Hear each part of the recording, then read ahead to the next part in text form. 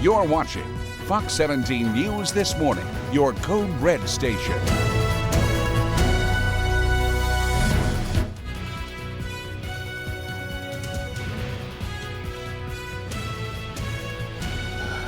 Good morning, everyone. An overnight shooting leaves one person in the hospital. We're going to tell you what we know so far. Plus, there's brand new information on a deadly hit and run. We're going to tell you what police found overnight. A business owner has been indicted on several charges, but police here in Franklin are urging people to come forward with more information. That coming up. All right, thank you so much for joining us here on Fox 17 News this morning. I'm Justin McFarland. We want to begin with breaking news tonight out of East Nashville.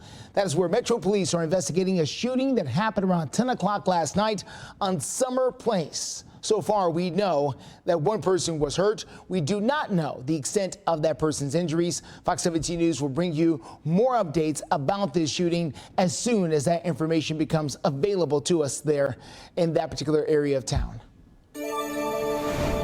Well, new this morning, Metro Police say that a man is charged with stalking. This is after police say that he was found living under a woman's home in Hermitage. Officers say that Anthony Rodriguez showed up to his ex-girlfriend's house on Rachel Square Drive yesterday. They say he was out on bond for aggravated burglary at the same residence and was not allowed any contact with his ex-girlfriend. Officers say while they were there, a neighbor came in to see and check in on that, and they say that she believed that someone was crawling around in her crawl space. Well, she was right. They say they found Rodriguez's clothes and license under the neighbor's home. Rodriguez is being charged right now with aggravated stalking as well as aggravated trespassing and violation of a no-contact order. Fox 17 News is following some updates after a driver in a hit-and-run accident dies as a result of that, or not the driver died, but a pedestrian died. This whole accident claimed the life of a pedestrian. Now Metro Police are still trying to investigate exactly what happened after that. Let's take a good look at the screen, everyone. It happened Saturday night at 9 p.m. Police say that it was 47-year-old Renee Cococal who was crossing East Thompson Lane at Laudo Drive. That is when a white minivan killed him. Now, police were able to find that minivan last night on I-40 near Stewart's Ferry Pike. We understand that investigation into this case is still continuing on. We are starting off here very warm in the 70s, and that is going to continue to be our trend. This is not going anywhere. We've been talking about it. We're stuck in the 90s for the afternoons. We did it again yesterday. We hit 94 degrees, and today we'll be in the low 90s again. Humidity is still being felt. We're just warm around the clock. This is one of those patterns where you can't escape the heat. A big question, can we get 1 or 2 more showers in today before we cut off the rain for the week? And it's possible. Our camera's asleep. That's okay. We're not. It's 77 degrees right now, on our way to the low 90s later on today. Let's get you up and out the door. And it's going to be very similar to yesterday and to tomorrow and to the day after. Temperatures are going to be in the middle 70s all the way throughout 7 o'clock. We ramp it up very quickly into the 80s by 8 and 90 degrees by early lunchtime. And this is that process that is going to keep repeating itself. Warm mornings, hot afternoons. It doesn't take much to get from 76 degrees to 90 when you're starting that warm. We'll be up to 85 by 10 o'clock and again 90 right around lunchtime.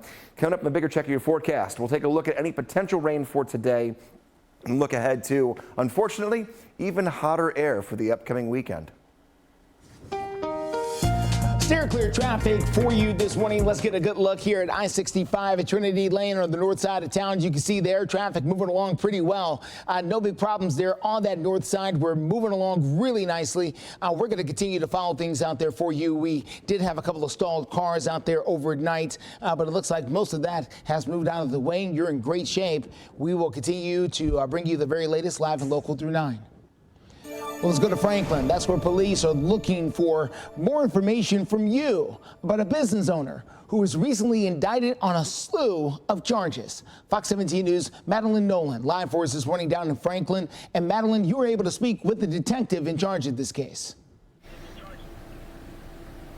Yeah, that's right, Justin. After speaking with this detective, we learned that this all began because Adam Brock, he started using a former employee's identity to enter some of these financial agreements. Now, if you take a look at your screen, you'll be able to see 38-year-old Adam Brock, and he has been charged with forgery over $10,000, 3 counts of identity theft, computer offenses over $10,000, forgery over $60,000, computer offenses over $60,000, and theft over $60,000. Now, he's been indicted by a Williamson County grand jury, but since posted bail. Now, according to police, he was charged with these crimes while he was the owner of Reliable Transport LLC. He also operated another transport company out of Franklin called Active Transport LLC. And listed on your screens are other businesses that he was associated with out of Middle Tennessee. Now, police say that it is possible that there may be other people or co-workers that may know a little bit more about this case. So if you have any information, Franklin PD urges you to reach out to Detective Matthew Thompson, and you can do that by looking at the email that you can see on your screens. Live here in Franklin, Madeline Nolan, Fox 17 News, your Code Red station. All right, Madeline, thank you so much. Well, it's an ongoing issue. Local residents say they are downright afraid just to take the city bus. We've got more on what WeGo riders want to see from the mayor. It's going to provide dedicated funding, and we're one of 4 cities out of the top 50 cities that doesn't have this. It's a story we've been covering now for several months. Passengers and bus drivers at WeGo say they are fed up with the violence that's happening on the public transportation across Music City. This morning, Fox 17 News investigates Nashville Mayor Freddie O'Connell's plan to expand public transportation. Now, city leaders say that some of the issues can be resolved through the mayor's $6.9 billion plan, which also targets public safety. Others are worried that the transit improvement plan will only get worse, will only make the issues worse out there. That is because the new plan seeks to make ride service 24 hours, which could lead to more crime in late night hours. Listen to what the mayor had to say about improving safety. The transportation improvement program we've proposed actually has built into it security funding that will increase security presence. I think ultimately you want to have both elements. You want to make sure that you're kind of having that real-time monitoring impact, but you do, I think, get some benefit from having presence. The mayor's office also says the Choose How You Move proposal is out there. Security systems will be upgraded, as well as building relationships with Metro Nashville Police and Social Services. The Metro Council will take up the transportation improvement plan for the very first time coming up later tonight in a Metro Council meeting. If the city passes it, the plan will be on the ballot coming up in November.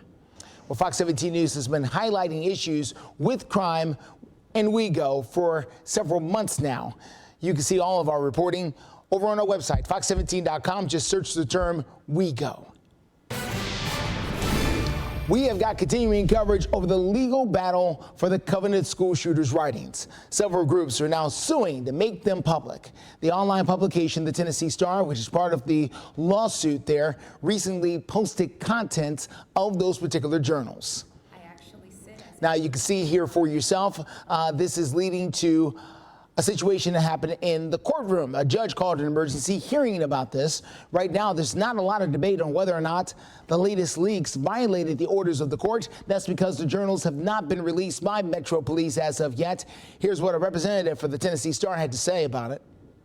I don't know what we were doing here, and I don't know why we had to come in today. I don't want reporters going to jail for doing lawful reporting. That's why we were here today. That's what we were concerned about.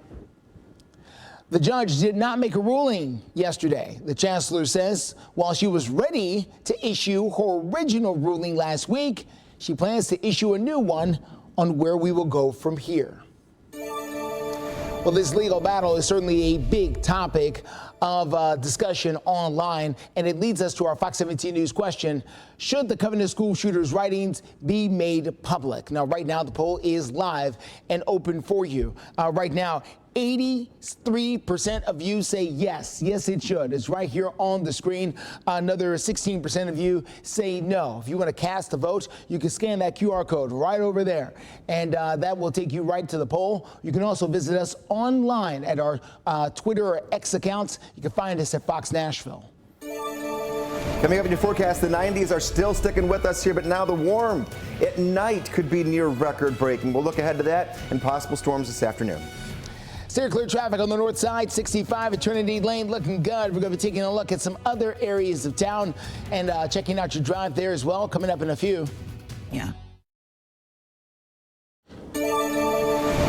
4:14 is the time in making national headlines. The White House is pushing for change following 4 shootings that happened over the weekend. Multiple people lost their lives and over 63 people were hurt across the country. Now the White House says it is time for Congress to step up. President Biden has already taken more than 24 executive actions involving gun violence.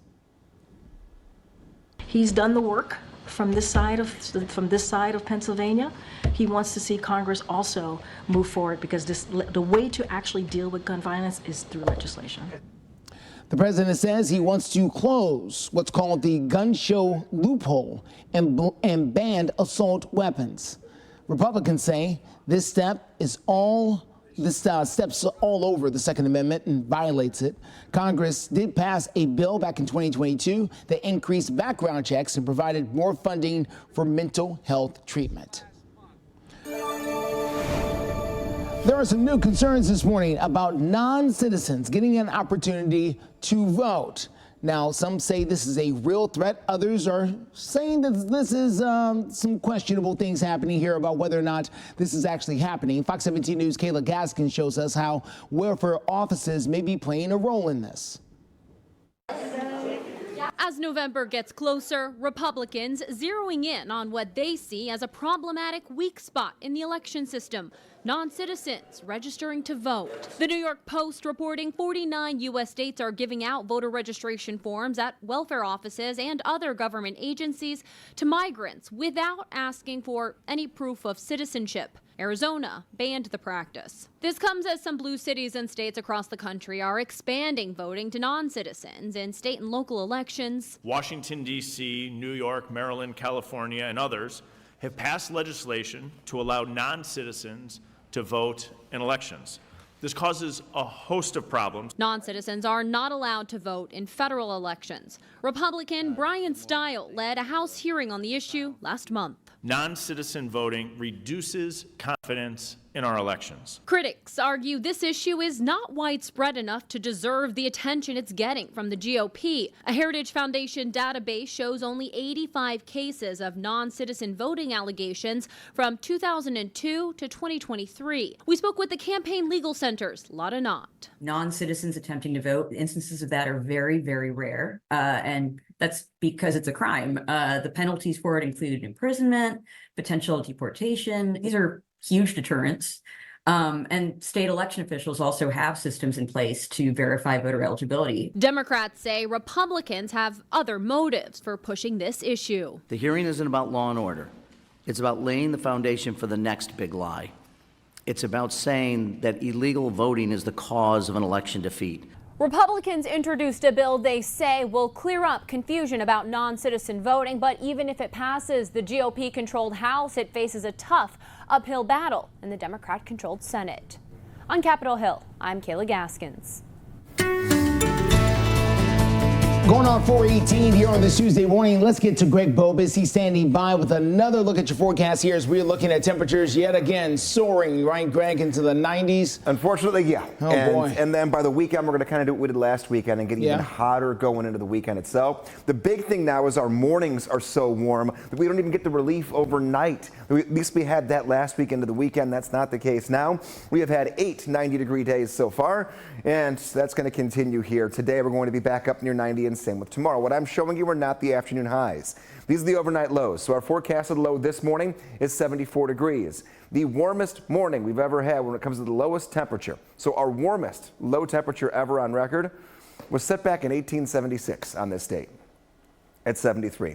If we don't go below 73 degrees this morning, this is the warmest overnight low temperature we've had on a Tuesday morning here on a June 18th since the 1800s. And we keep that streak going for a good chunk of the week. We're really close to record warmth as you wake up before we even get toward the afternoons. Taking a look at your lunchtime forecast, the heat does crank us right back into the 90s easily. Low 90s this afternoon. We'll be at 88 degrees by noon, 89 degrees by 1 p.m. There'll be one last push where we might see an isolated pop-up shower or weak storm. We're dry through 10 a.m. and then one or two more of these may bubble up here right around lunchtime into dinner time. This is overdoing it a little bit. There will be a few that are out there, and then our weather pattern changes. We've been stuck in a pattern here that we'll take a look at, and this is why we've been seeing the last 3 days, so Sunday, Monday, and Tuesday, that chance for a few showers. You get some Gulf moisture moving in, you got some warm temperatures, you bubble up one or two storms. We're going to change the pattern into tomorrow where we stay warm, but we also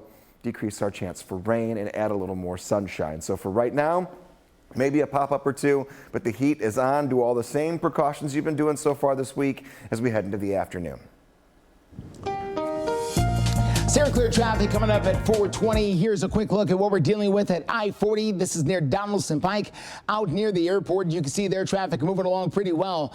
No big problems out there near the airport traffic-wise, and no problems as far as we can tell once you get there to the airport either. We seem to be in pretty good shape. We'll continue to follow things out there for your Steer Clear traffic live and local through 9. Now, speaking of traffic, do you ever get on the highway, maybe before or after rush hour, and think to yourself, when do all these people actually go to work? Where is all this traffic going? Well, you may not be alone. That's because a new study is showing us that traffic is back in a big way, and it's back to where it was before the pandemic. However, some of the patterns are changing. Fox 17 News, Johnny Maffei is live for us this morning.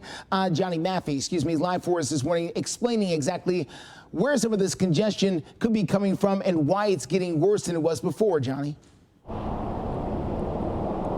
Well, good morning, Justin. So Texas A&M's Transportation Institute says some cities are actually seeing worse traffic than before 2020, and Nashville is one of those hot spots on that list. Now, some of the reasons include, well, hey, we're right here above I-65, and the big interstates coming together, right? I-65 and I-40 here with more trucks on the road. You can see some trucks now. Obviously, the traffic is flowing now, and some other reasons include, well, maybe some people are changing up their schedules, like that hybrid work situation, like you said. Well, one of the authors we sat down with, David Schrank, he's been in the field for more than 30 years, and he looks into different cities across the country, which means, well, different problems in each spot as well, and tells me the routines are definitely one thing that's changing. Congestion's coming back. In a lot of places, it's near where it was pre-pandemic. Some places, it's actually above where it was with some of our indicators. Nashville is one of those places, and then the questions are, well, why?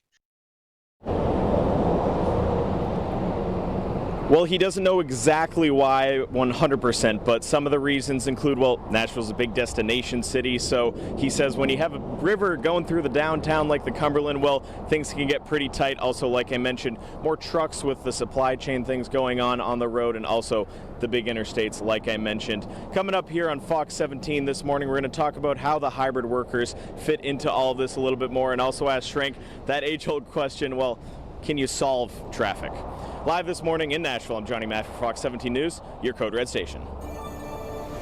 All right, Johnny, looking forward to that. Well, the Biden administration is putting forth an effort to expand protection for LGBTQ students, but it's hit another 1,000.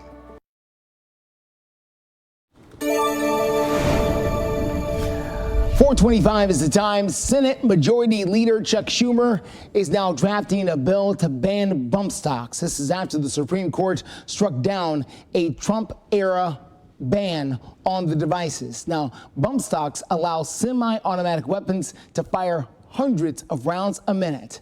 But Senator Schumer's bill will have a tough road ahead. If God forbid you lost your child tomorrow and they're under the age of 18, the most likely reason in this country right now would be because they were shot. I would suggest before we infringe on the rights of law-abiding American citizens, we should crack down on violent crime and gun crimes. Now, President Biden is calling on Congress to ban the devices again. The original ban happened after the 2017 Las Vegas massacre. Where President Biden is planning to expand Title IX to protect people based on gender identity. Well, now that plan is on hold in 6 states, including Tennessee and Kentucky. A federal judge already kept the policy from going into effect in 4 other states. Under the rule, schools will be required to allow transgender students to use locker rooms that match their identity, not the gender on their birth certificate. Let's get to Greg right now. He's standing by with a look at your forecast. Another day in the 90s coming at you. That it definitely is. You know, we're stuck in this. We've known it for a while that it was coming our way, and now we're just kind of riding this tide of 90 after 90, and now warm mornings as well. Right side of your screen, we're in the 70s to kick off today. Maybe a storm this afternoon. I would literally say probably about lunchtime through dinner time, and then we'll turn everything off, and then our weather pattern changes. Only when it comes to storm chances. Unfortunately, temps aren't going anywhere. We're still hot. Yep. Sunset for us.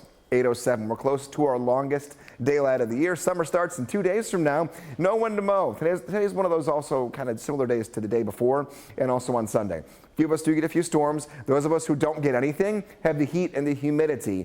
At least we're completely rain-free tomorrow and on Thursday. So if you want to get out there and you got to brave the heat, those days I can tell you're going to be dry. But take a look at your weekend. Take a look at your weekend. 99 on Saturday. 99 degrees on Sunday. A few storms possible late in the weekend. Morning temperatures very warm in the lower 70s. We're close to record-breaking warmth overnight. That's before we even talk about the afternoons. You can scan the Fox 17 Code Red Weather app, QR code right there on your screen, or you can go to the App Store, Google Play Store. You can get that app. It helps you with your hour-by-hour forecast. Also, when these pop-up showers and storms develop, these summer-like storms, you can track them in real time when you're on the go.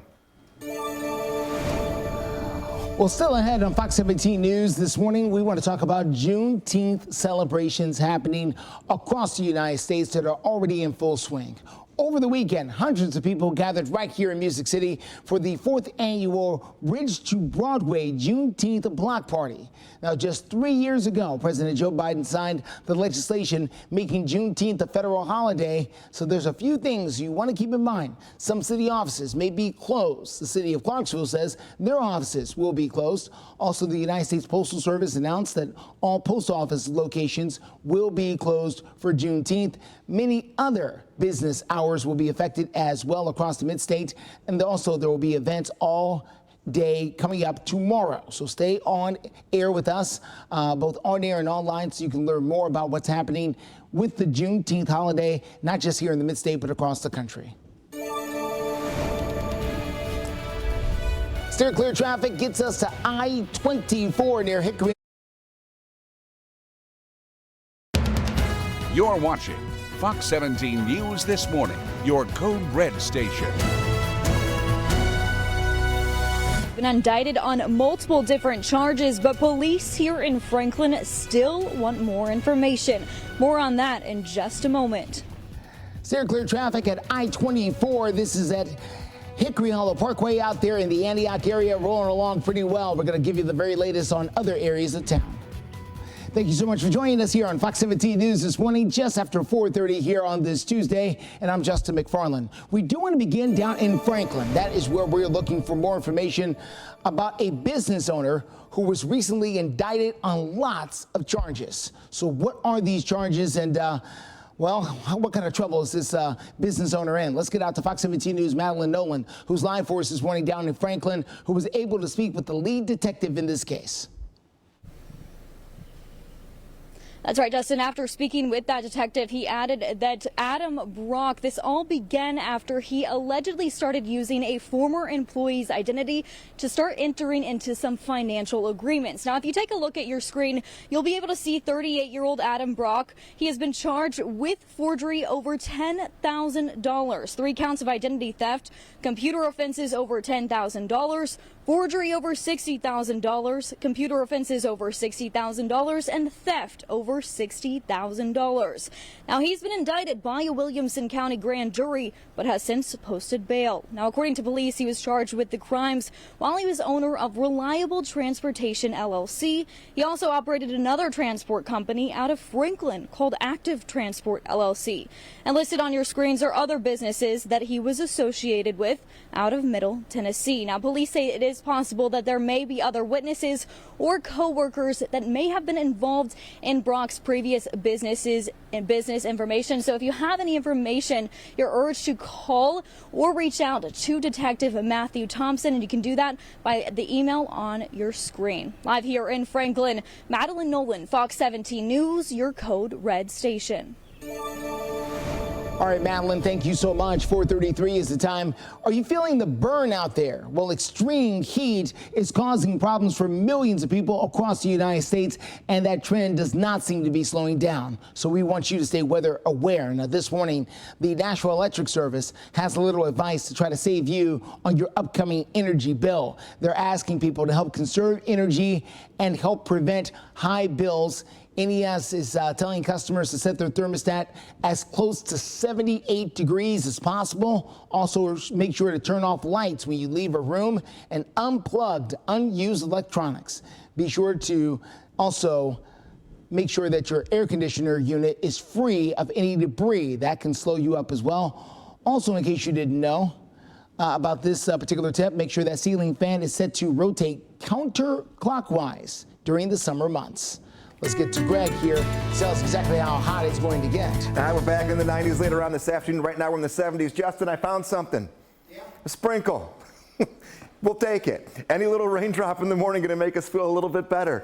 Now, this is not all even necessarily hitting the ground, but you talk about Ashland City, Greenbrier, you get out toward Dickson, and then a few of our southwestern counties, just outside of the viewing area, really, are seeing a little bit of rainfall trying to make its way in here. We could catch a sprinkle this morning. That's it. If I see anything else pop up, you'll want the little bit of rain we get this morning. It's not going to last long. Really, it'll be afternoon when we have the last batch of afternoon pop-up thunderstorms that'll move in. Again, not everyone sees rain like yesterday and the day before. Everyone kind of seeing it different in these waves that move in. No end in sight to our heat wave. Might be a good day for a nice glass of lemonade. We're in it now. We're not done for quite some time. It actually gets hotter going into the weekend. Right now, not much happening downtown. We're looking pretty good to go. Right side of your screen, current temperatures have us in the upper 70s. Aiming for 92 later on today and 92 degrees tomorrow. I said it only gets worse. It really does. Do look up right now at your screen. Friday, 98.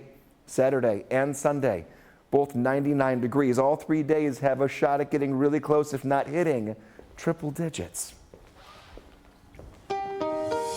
Steer clear traffic for you this morning. Let's get you out and about here over into the East Nashville area, just east of downtown. This is going to be I-40 at Fessler's Lane there. As you can see, traffic moving along pretty well over in that area. No big problems in either direction here. Looking really nice. Let's take a look at your overall drive times. Looking pretty good. Mount Juliet at 26 minutes. Murfreesboro 51 minutes. Hendersonville at 25 minutes as you get out the door this morning. There are some concerns near I-840 we're going to take a closer look at. It could be a crash out there that crews have been working for a while. We'll take you there, or at least tell you more information about it coming up in just a few. We do have continuing coverage on issues surrounding Plaza Mariachi. The South Nashville business is now facing foreclosure, and its owner is under criminal indictment. This has tenants losing thousands of dollars and searching for some explanations as to exactly what will happen next. Well, we spoke to one of those people there. Chintar Tucker, who owns Strikeout Wings, says that their sales has dropped 50% following the announcement about the foreclosure and the indictment as well. Now, the owners say they fought hard to keep their business afloat after the pandemic, but now they don't know what the future holds. Blindsided. We definitely didn't see it coming. We didn't envision him foreclosing in this place at all. Everything is froze. Everything. We don't know what to do, honestly. We don't know what's going to happen. Our Fox 17 News team did reach out to the owners of Plaza Mariachi there in South Nashville along Nolensville Road for comment. They claim that he will let everyone know what the arrangements will be in the next couple of weeks. This has all of his tenants holding their breaths to see exactly what will happen along the time of July the 2nd. That is when the plaza is supposed to foreclose. Homeowners in Antioch are furious this morning because they say their homeowners association fees increased over the last several months, but not just by a little bit, by quite a bit. We're going to hear more from them coming up in a few. Nearly 22 million children living in America rely on schools for their meals. Fox 17 News and our parent company, Sinclair Broadcasting, are partnering with transparency and the equal treatment of residents. Well, some Antioch homeowners are fighting for some answers. They say their homeowners association fees went up 75% in the last 7 months. They say it's driving people out of the neighborhood. Now, a few homeowners say they went to the state representatives for some help to try and get some clarity about their HOA fees that have increased, but no action was taken. They say this isn't going to stop them for fighting for change. Michael McClendon says they want to see exactly where their money is going, and there has not been an election for their HOA in the past 8 years. The fact that we have an unelected board and an individual that lives off property who owns some rental units essentially is the person that controls the board. Fox 17 News reached out to the HOA president of that particular complex down there in Antioch to see what he has to say about this. So far, we have not heard back. And here we are at 441, still in the mid to upper 70s in some spots right now. We're not going to get much relief here going toward the afternoon. Backyard forecast, 81. It'll be 80 degrees already at 9 o'clock. We'll go up to 91 by 3 p.m. We're going to go for it again. The heat wave continues for us, but a lot of us just have to get out. We've got to either work later on today. We're still taking all the same precautions when it goes to what we're wearing. The hydration, the breaks, the shade. We're in it now. Let's just keep doing the same things we've been doing to try to stay as comfortable as possible. And then maybe you get home and you want a good bite to eat. You may as well take the heat to your advantage. There's a chance for a pop-up shower or storm early afternoon, and there are a few light sprinkles on the radar right now. But as far as the evening goes, if you want to fire up the grill, you're going to be okay. Rain moves out by then. We'll take a look at a forecast of 92 degrees at 5 o'clock, 89 degrees at 6, and 88 degrees at 7. A little cloud cover influence for us here and a little humidity, but nothing that we can't handle compared to yesterday. The real heat, believe it or not, returns for the upcoming weekend. We'll talk about multiple days near 100 degrees in about 5 minutes. Still clear traffic out there for you this morning. Let's get out to I-65 at Trinity Lane there on the north side. We were dealing with a stalled vehicle here a short time ago where they had their cameras focused, but for whatever the reason, they decided to move on from that. You're looking pretty good over there in that area right now. We are investigating a situation on I-840, very close to I-40. This is over in Williamson County, where we're looking at some possible road closure over there because of a crash that happened a few hours ago. We're efforting to get more details about that, and as soon as we do, we'll let you know with Steer Clear Traffic live and local through 9.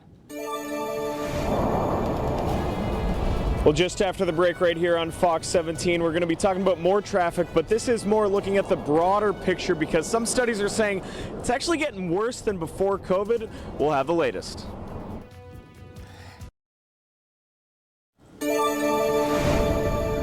4:45 is the time. Record-breaking heat is making its way across many parts of the country. Fox News correspondent Madison Scarpinino has the very latest on what Americans are dealing with and why experts say we haven't seen anything yet. The official start of summer is just days away, and health officials are already warning the next several days will be extra hot.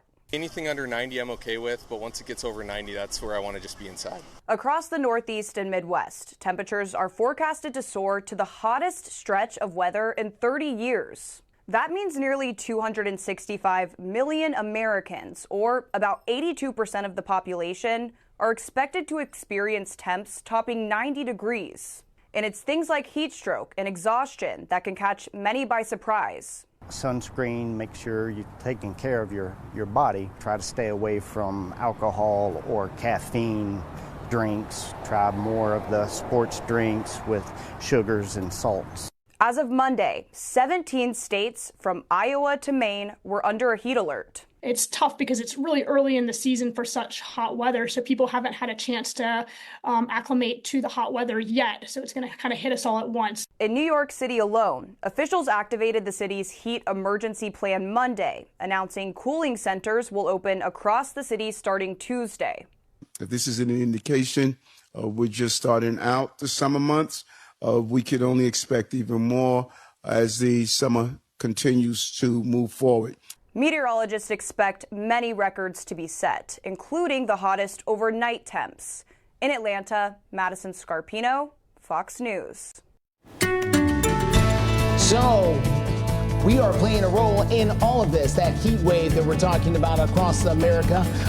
Nashville, of course, has temperatures in the 90s. Greg, the question is, how long are we going to stay in the 90s here? And from what you told us here, I don't think you see an end in sight, do you? I don't see an end in sight. It could be the rest of the month. It really could be the rest of the month, if not right near the 90-degree mark. And honestly, Justin, by the weekend, we're closer to 100 than we are to 90. Oh, wow. So, yes, we're still going through this. And those warm mornings that you just heard about, that's also for us as well. We're going to have some of the warmest overnight low temperatures on record for 4 days in a row. So that means the warmest that our temperature bottoms out at. So we're going to be here for several days. That means you start warm, you end hot. Today, a chance for a pop-up shower or storm. It's small. We'll find it right now on Future Track. Don't bank on rain, but there could be 1 or 2 pop-ups. This morning, possibly a sprinkle. We've seen 1 or 2 of those fire up and die down. So a few little light raindrops this morning, but this is the afternoon we're looking at. This is the last day in the weather pattern that we're in where we actually could see a few weak thunderstorms that do fire and do give us some lightning and some decent downpours. We'll take that through right around dinner time, and then we're basically done. Once the sun goes down again, then we're done for good. Here's tomorrow. Nothing. We get back to some sunshine. Temperatures stay in the low 90s. And then we really do get the heat even more intensely for the upcoming weekend. Today at the pool, 85 degrees at 10 o'clock, 91 at 2, and 92 degrees at 5 p.m. But there's all the other factors that go into it. The UV index is still high. A little more cloud cover today than yesterday, so a 20-minute burn time instead of 15. Still not good, but it's a little bit better than it was yesterday. Muggy meter's not going anywhere. We have the humidity, and that's with us all day long. So heat index values in the mid-90s to upper 90s later on this afternoon. So what the actual thermometer says doesn't matter. It's going to feel like it's a 95-degree temperature and above for most of us. Pollen forecast, low to medium still, and this is really how the trend has been. Thankfully, at least this is that time of the year when we're kind of transitioning between one allergen and another that give us the pollen issues. And you can always connect anywhere on social media. We're going to look at our dog of the day next half hour. You can always submit your dogs of the day on Facebook. You get your breaking weather from our X pages on twitter.com. And here's your 7-day forecast. We're gearing up for more heat. 92 degrees today and tomorrow, 96 on Thursday, upper 90s near 100, like I mentioned, Friday, Saturday, and Sunday. Near record heat taking us into the weekend. And next week, still above 90 degrees on Monday. Steer clear traffic at 449. A quick look here at I-40. This is at Donaldson Pike as you get out there towards the airport. We're doing pretty good out there this morning so far. No big problems, at least not in that direction. We are facing some problems a little bit further to the east from there. This is a look here at I-840 where it meets I-40 in Williamson County, very close to Lebanon. You can see the long red line right there. We understand that there was a crash a few hours ago that is causing investigators to hold up traffic in a big way out that direction. You want to try to use Highway 109, which is right next to the left of it there, Highway 231 to the right of it. That's going to be your best way to steer clear until they're able to get that crash cleaned up. We're trying to get more details about it, but just know it is going to cause a significant problem if you're trying to make your way from the Rutherford County area northbound into Williamson County, or quite the opposite. It could cause problems in either direction. Well, sometimes you want to avoid it at all costs, but there's just no escaping that bumper-to-bumper traffic sometimes. And it might be even harder to escape that traffic than it was before the pandemic began. Let's get back to Fox 17 News' Johnny Maffey, who's live for us this morning along I-65, where researchers say things are, changing, but the timing is a big change about it too, Johnny.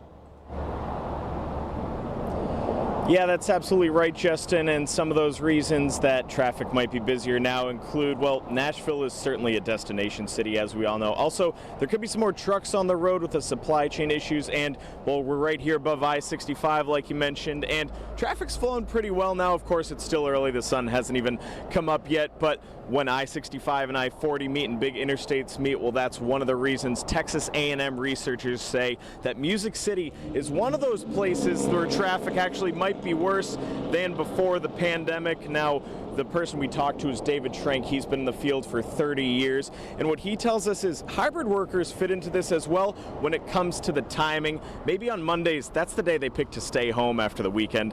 Like, you know, nobody likes that Monday feeling, of course, but maybe on Tuesday they take a call from home and then they head into work after rush hour, which is why things change. And it also is now why those post-rush hour hours, those off hours, are maybe busier than before. What's a commuter now?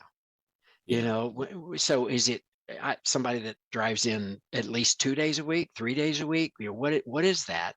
And so it kind of makes some of our calculations more difficult, because in the old days, if you pretty much worked, you were a commuter. You know?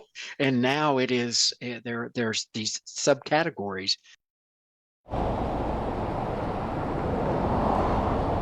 And so Schrank adds that even more retirees during COVID see more cars on the road during those non-peak hour times, making everything a little more inconsistent and a little busier. And that's what they're trying to figure out, and they're going to continue to follow that in the years to come. Now, when we check back in right here on Fox 17, we're going to ask him that question about solving traffic. Live this morning in Nashville, I'm Johnny Matthew, Fox 17 News, your Code Red station. All right, Johnny, thank you so much. News from the economy this morning. Boeing's chief executive officer is set to testify before Congress later today. He will address the whistleblower complaints about the company's safety culture. This will be his very first appearance before Congress since January's indictment, when a door plug blew off the side of a MAX 737 jet in mid-flight. Well, listen to this. If you're looking forward to getting outside and enjoying the warm weather, even in the middle of the heat wave, the National Park Service is waiving entry fees at all national parks on Wednesday in honor of Juneteenth. June 19th is a national holiday celebrating the end of slavery across the United States. It was on that day in 1865 that the last enslaved people in Texas were finally informed about the end of the Civil War and the fact they were indeed free. Now, Juneteenth officially became a federal holiday back in 2021. This year is the first time there will be free entry at the United States National Parks. While the entry will be free, fees will remain in effect for things like parking and activities like camping and fishing. So keep that in mind. Well, closing a loophole. The deduction used by wealthy people is no longer being accepted at the IRS. We'll give you the details about that. Plus, we're going to take a live look this morning down in Texas. That is where tropical storm warnings have now been issued for parts of the Texas coast. We're going to tell you about the watches that are in.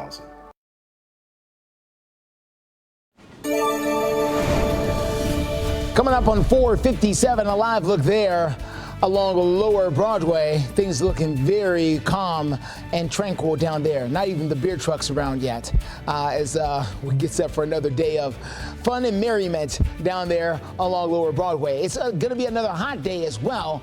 As a matter of fact, we're going to get right over now to Greg Bovis. He's going to tell us how hot it's going to get. Very hot, up near 90 degrees in the 70s right now, and all talk tropics here. This little news block before we go into our 5 o'clock half hour, because a lot is happening down in the Gulf. We've got a potential tropical cyclone that, if it ends up getting enough strength, would end up being our first of the season, Alberto. It's not going to mess with us at all, but there's a lot of disorganization going on here. This is south of the U.S. Here's Mexico over to the left side of your screen, and this is where things are trying to develop. It's going to take a left turn and scoot within the next 48 hours right over the New Mexico coast. But here is Texas. Problem is, when you get a hurricane or even a tropical storm like this, as it could end up being, that moves that close to the U.S., we talk flooding. And you can start seeing here purples and reds, meaning somewhere upwards of 8 to 9 inches of rainfall possible along the coastline in Texas, and even about 4 to 5 inches worth of rainfall as far north as San Antonio. Do you have plans or know someone who has plans to come here from Texas in the next 2 to 3 days? Watch the forecast very carefully. They're in an area where they could be seeing some major flooding that does happen, especially along the coastline. For us back home, we're just hot. We're very hot, and a little sprinkle. That's all we got out there. A couple little ones right here, right along the I-40 corridor going west of Nashville. A lot of this isn't even making it to the ground, but we're going to keep our eyes on it here. A chance for a few showers and storms this afternoon, and we'll keep looking at increasing temperatures into the weekend as we do go into our 5 o'clock half hour. clear traffic at 4:58. Quick look here at I-24. This is at Hickory Hollow Parkway. As you make that drive there into the Antioch area, we're doing pretty well. Got one stalled vehicle there on the shoulder, but you can't get by. The biggest problem we're facing is out near the Williamson County area in Lebanon. This is going to be I-840 at I-40. It's 840 that's the problem. Big time crash in that area happened around 2 o'clock this morning. You want to try to take Highway 231 or Highway 109 as the best way to steer clear because the backup there is large and massive. We're trying to get more details on it, and as soon as we do, we'll let you know. Well, in the economy this morning, the IRS is planning to close a loophole they say benefits the wealthy. The agency says this could raise more than $50 billion over a decade. Right now, businesses and people can do something called partnership-based shifting. That means they can move around assets to try to avoid paying taxes. The Treasury Department says there is no reason to allow something like this, so they're trying to stop it. More people will pay their full taxes. Our 5 o'clock hour starts right now. You're watching Fox 17 News This Morning, your Code Red station. 5 o'clock on the dot. A shooting over in East Nashville overnight, sending one person to the hospital. We're going to explain what we're learning so far on Fox 17 News this Tuesday morning.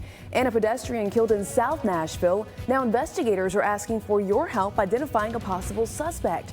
We're sharing new information and new photos.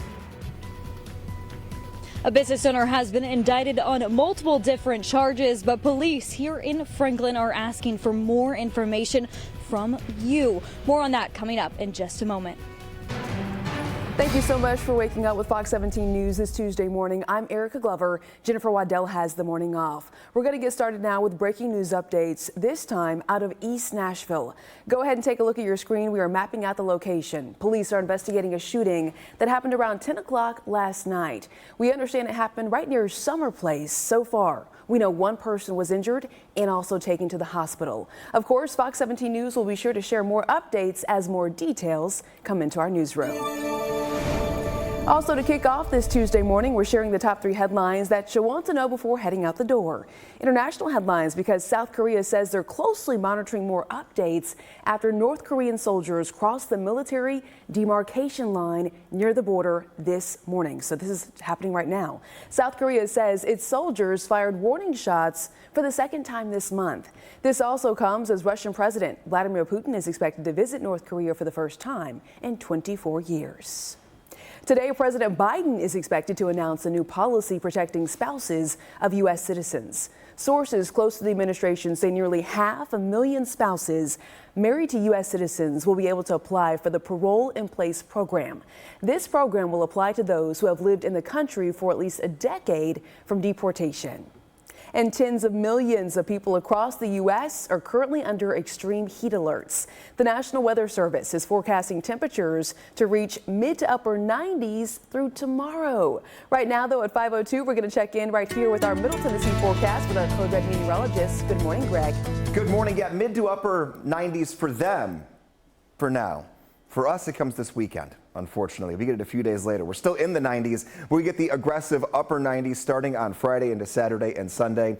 Most of us would probably rather have it now before the weekend gets here, but unfortunately, that's just how it's going to work. The heat is just still waving at us every day. Hey, I'm here, even overnight. Near record nighttime temperatures and limited rain chances. There have been a few little light sprinkles out there this morning, and there could be 1 or 2 more. But for the majority of us here, we're starting off dry. Here's a look at top of the radar. These little specks of green trying to pop up here west of 65, and you may catch a few drops at best. Run the windshield wiper once, call it a day. Now this afternoon, thank you, camera. 77 degrees will end up making its way into the 90s very quickly. We're starting off very warm. Whatever you've been wearing the last couple of days, do the exact same thing. And you're still grabbing an umbrella because there will be a few pop-up showers and storms afternoon through dinner time. Think lunch through dinner, a few of them small, quick moving. This morning we're dry, which is very warm and very humid. 74 degrees at 6 o'clock, 76 at 7, 78 degrees at 8 a.m. all the way up into the low 90s yet again. This will be our 9th day so far this year we have hit 90 degrees. Greg, thank you so much. Gotta take my fan today for sure. 5:03 is the time. Let's take a live look at north of downtown. This is I-65 over at Fern Avenue. Right now we're getting reports of a disabled vehicle in this area, and that could slow you down for sure, but we'll continue sharing all of your steer clear traffic updates. Right now though, I-65 Fern Avenue, disabled vehicle that could slow you down, so just be mindful of that situation. We also have another update this Tuesday morning from Metro Police, who say they discovered the van they say was involved in a deadly hit-and-run crash that happened over the weekend. Officers say they found this van abandoned on I-40 East last night, right between Donaldson Pike and Stewart's Ferry Pike. They say the driver of the van hit and killed Rene Choco Saturday night on East Thompson Lane. They're now asking anyone who might have information about the driver of this van to go ahead and call Crime Stoppers. Now to Franklin, where police are looking into more information about a business owner who they say was recently indicted on a long list of charges. Our Fox 17 News reporter Madeline Nolan is joining us live from Franklin with some more updates. Good morning. Good morning, Erica. That's right. We spoke to the detective on this case, and he added that after this all began because Adam Brock allegedly began using his former employee's identity to enter a few of these financial agreements. Now, if you take a look at your screen, you'll see 38-year-old Adam Brock. He's been charged with forgery over $10,000, 3 counts of identity theft, computer offenses over $10,000, forgery over $60,000, computer offenses over $60,000, and theft over $60,000. Now, he's been indicted by a Williamson County grand jury, but has since posted bail. According to police, he was charged with the crimes while he was the owner of Reliable Transportation LLC. He also operated another transport company out of Franklin called Active Transport LLC. And listed on your screens are multiple other businesses that he was associated with out of Middle Tennessee. Now, police say that it is possible there may be other witnesses or co-workers that have been involved with Brock's previous business opportunities. Now, if you have any information about this case, Franklin PD is urging you to reach out to their detective, Matthew Thompson, and you can look at his email on your screen at the moment. Live here in Franklin this morning, Madeline Nolan, Fox 17 News, your Code Red station. Madeline, thank you. Fox 17 News investigating an ongoing issue. Bus riders worried about their safety. The changes We Go bus riders say they are. It's going to provide dedicated funding, and we're one of 4 cities out of the top 50 cities that doesn't have this. Well, it's a story we've been covering for months now. We Go passengers and bus drivers telling us they're fed up with the violence happening on public transportation in Music City. And this Tuesday morning, Fox 17 News investigates Mayor Freddie O'Connell's plan to expand public transportation, getting some more details. City leaders say some of the issues can be resolved through Mayor Freddie O'Connell's $6.9 billion plan, which also, he says, targets public safety. Others, though, worry that the transit improvement plan will only worsen certain issues. That's because the new plan seeks to make ride services 24 hours a day, nonstop, which they say could lead to more crime in the late night hours. Go ahead and listen to what they say the mayor had to say about improving security measures. The transportation improvement program we've proposed actually has built into it security funding that will increase security presence. I think ultimately you want to have both elements. You want to make sure that you're kind of having that real-time monitoring impact, but you do, I think, get some benefit from having presence. Well, the mayor's office also says through this Choose How You Move proposal, that's what it's called, security systems are going to be upgraded, as well as building relationships with police and social services. Metro Council is taking up the transportation improvement plan for the first time tonight. Some more updates to come. If city leaders pass this plan, it will be on the ballot in November. I'm just here for my family. It has been a really hard year. It's been a very challenging last 2 weeks.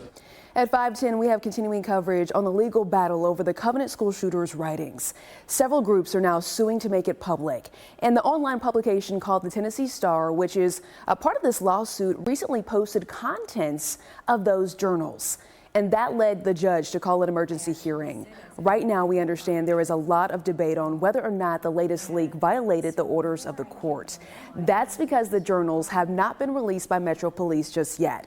Here is what a representative for the Tennessee Star had to say about this.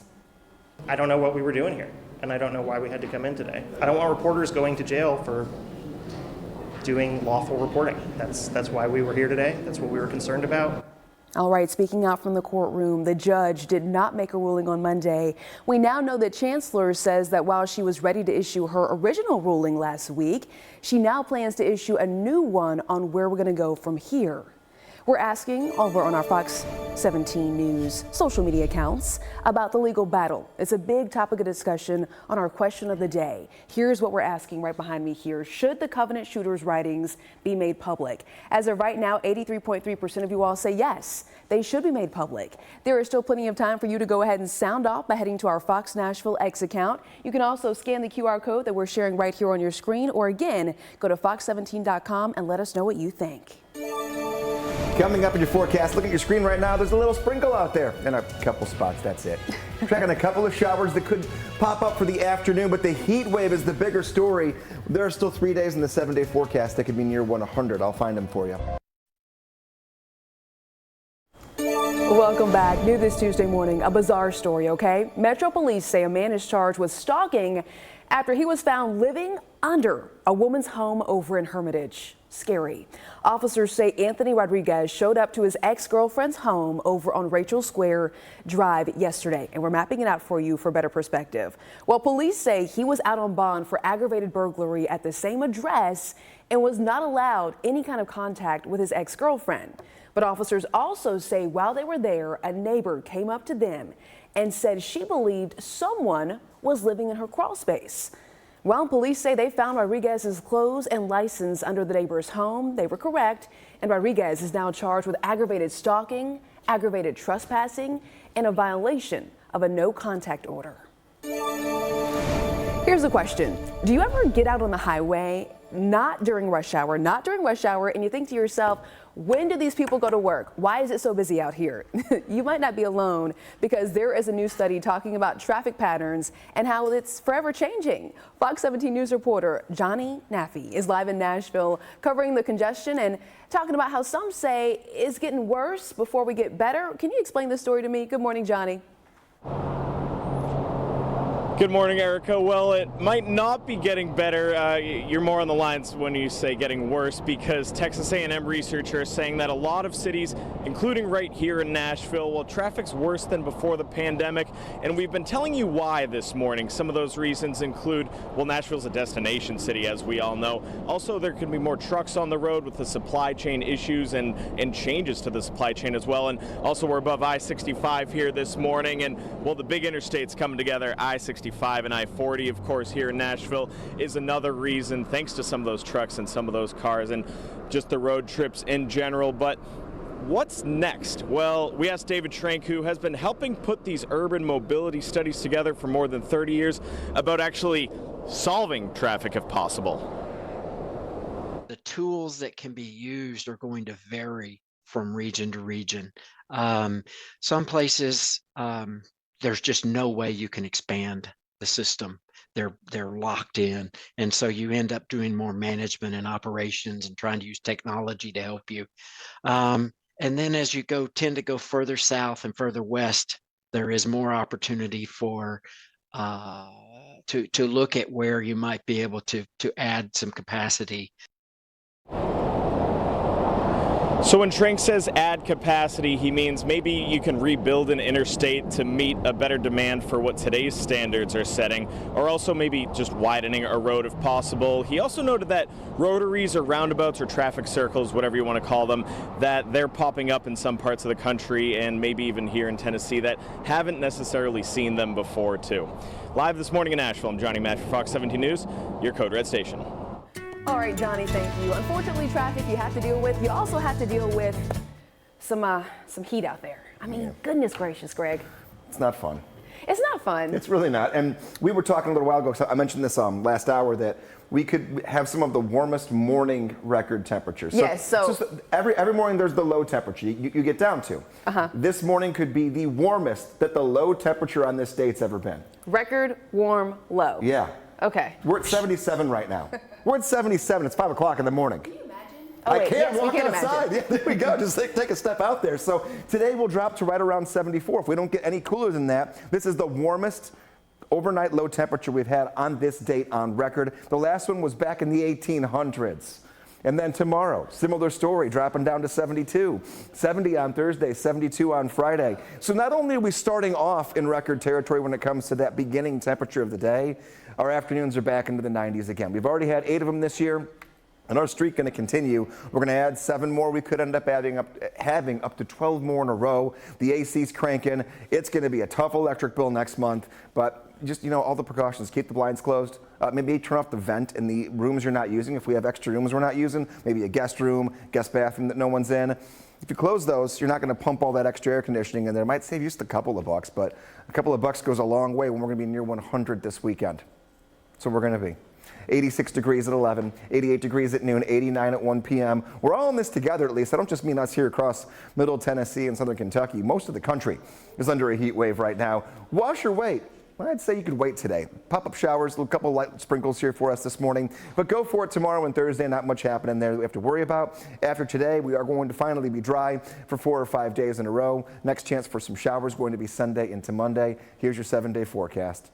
It's not pretty, but we can manage it now. We've already had a few 90s under our belt. 92 degrees today, 92 tomorrow. Mid to upper 90s on Thursday into Friday. Thursday is our first day of summer, but we've already been gearing up for it. 99 on Saturday and Sunday, and still in the low 90s on Monday. If we hit that 92 degree temperature on Monday, I believe we'll keep it rolling through most of next week as well, as far as our 90 degree streak goes. All right, Greg, thank you so much, sir. Let's get to steer clear traffic. Let's take you to I-24. This is at Hickory Hollow Parkway. Hickory Hollow Parkway there as you make that drive in from Antioch. We're doing okay out there so far. No big problems in either direction out there as you make that drive in from Murfreesboro. That is not where the problem is.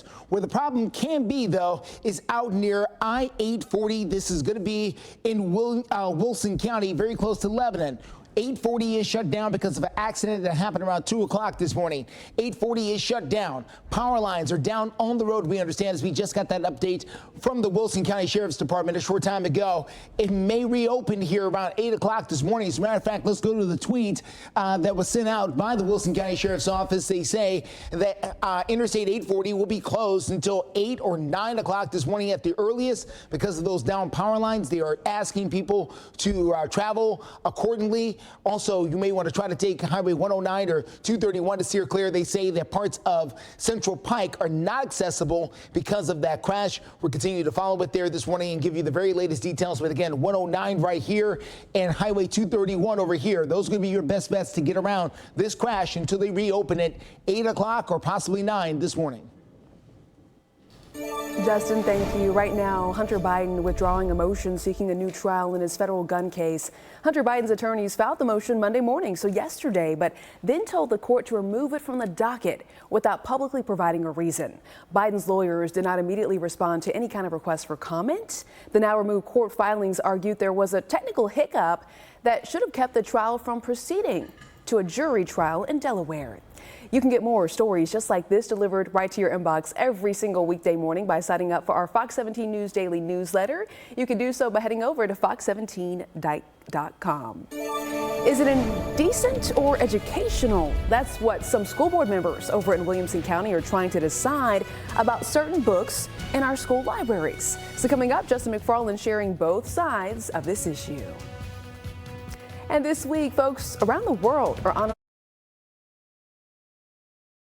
5:24 is the time. So what is indecent and what is educational? That is the question that the Williamson County School Board is facing after they're trying to figure out exactly which books belong in their library. Now, right now, they're trying to pass a brand new policy that complies with state law. That state law says that any book containing what can be considered nudity to be removed from the school. However, Is Michelangelo's David, that sculpture, is that nudity or is that education? What about certain pictures involving indigenous people or people from other countries? Is that nudity or is that educational? It is something that the school attorney is still trying to figure out. As you start to get challenges, how you respond to those challenges will impact whether or not I'm able to successfully defend. Because if decisions are made to pick and choose based on whether you like the message in the book, then that becomes extremely problematic. And so what this state law that is so broad does is it actually puts you in the untenable position of you're probably safer if you remove more books. I'm not encouraging you to do that. As you know, what I've encouraged you to do is ask for a declaratory order when you get confronted with the concern. Now, the Williamson County School Board says it will be voting on this issue yet again coming up in a few weeks. Let's talk to Greg Bombas. He's going to look at your forecast for today. Yes, we do. And as far as starting off the day, we're very warm. We're already in the 70s. We're on our way to the 90s again. But maybe you got that very early tea time. Sun comes up right before we start to really get the heat building a ton here. Only up to 80 degrees at 9. I know I'm saying only up to 80, but compared to where we've been and where we're going to go, that's kind of par for the course, pun intended, for how we're going to be the next couple of mornings. 88 degrees at noon, and I would say afternoon golf probably should not be in your future. We're going to be very warm. We're going to feel even warmer. Our heat index value is upwards of 95 degrees from noon all the way through 6, 7 o'clock this evening. Could even have a pop-up shower or storm, but maybe you still want to get out there, maybe light a fire tonight, maybe sit a little further away from what you typically would. We're going to dry out. We'll have our temperatures that slide through the 80s throughout the evening hours.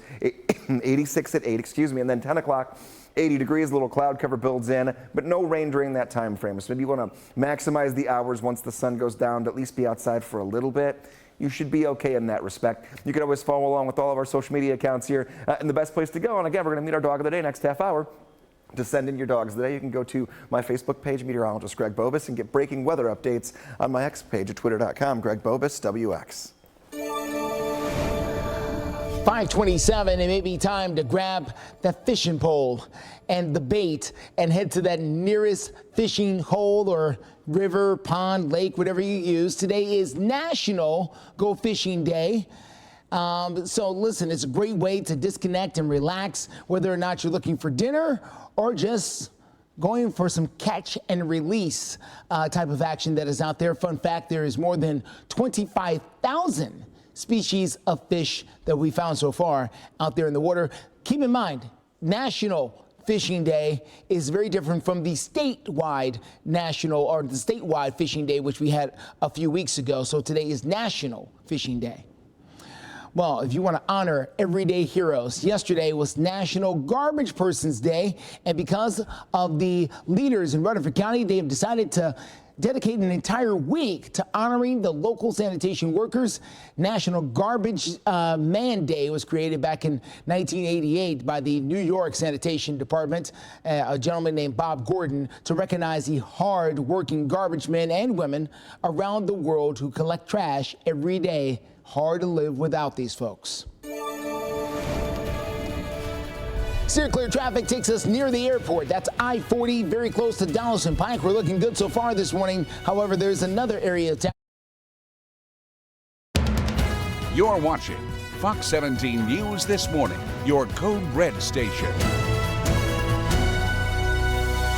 Now on Fox 17 News this Tuesday morning, a man is fighting for his life after being shot in the head.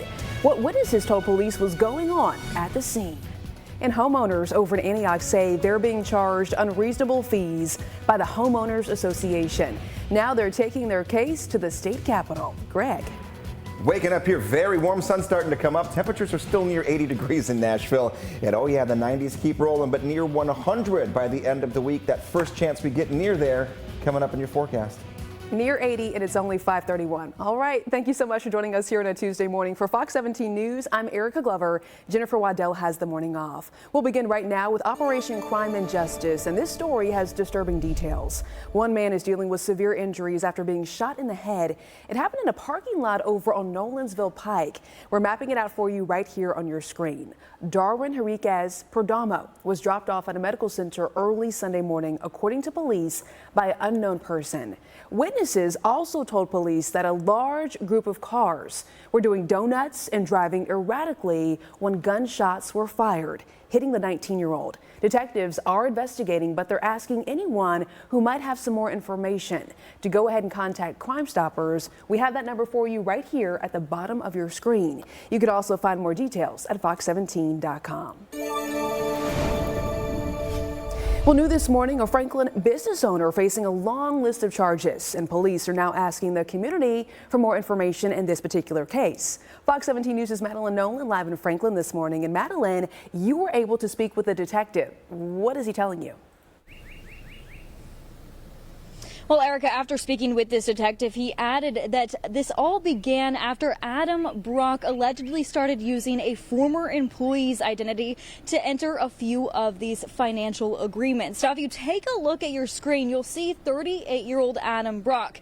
He's been charged with forgery over $10,000, 3 counts of identity theft, computer offenses over $10,000, forgery over $60,000, computer offenses over $60,000, and theft over $60,000. Now, he's been indicted by a Williamson County grand jury, but has since posted bail.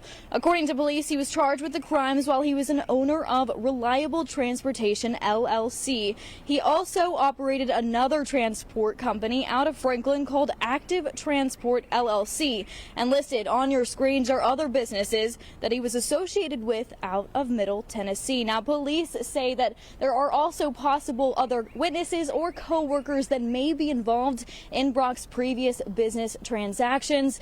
Now, the police are asking if you have any information about this case. You're urged to call their detective, Matthew Thompson, and you can do that by the email on your screen. Live here in Franklin this morning, Madeline Nolan, Fox 17 News, your Code Red station. Madeline, thank you. Okay, we got to check in with our Code Red forecast. The heat streak is continuing. Oh yeah, there's no end in sight as of right now. I mean, we hit it again yesterday at the 90-degree mark. Today we're forecasting 92. Same with tomorrow. By the end of the week, we're forecasting upper 90s near 100. And now we're warm around the clock. We've settled into a pattern here where the temperature doesn't even get that much better at night. We're still in the 70s for most of us right now. Some rain today. There have been a couple little light patches of sprinkles that have flared up, fizzled out. Most of us have not seen a drop of rain and won't until later on this afternoon. Even then, we're hard pressed to have anything widespread. Yesterday and the day before, very much so how today will be one last time. We're all clear for Code Red. A few pop-up storms lunchtime through dinner time, and then we're done for the week. How could this impact the morning drive? Not much happening here. No big issues when it comes to a weather impact. We're staying rain-free. Pop-up storms, though, for the afternoon toward the evening. So no worries right now, but that could catch us here and clip the very end of our evening drive. We'll keep our eyes on that. We'll also look ahead to that 7-day forecast and find those days that'll be up near 100 coming up in about 10 minutes. Let's get to steer clear traffic out there for you on this Tuesday morning. Let's go to I-40 at 46th Avenue. This is over in West Nashville. Traffic over there moving along pretty well.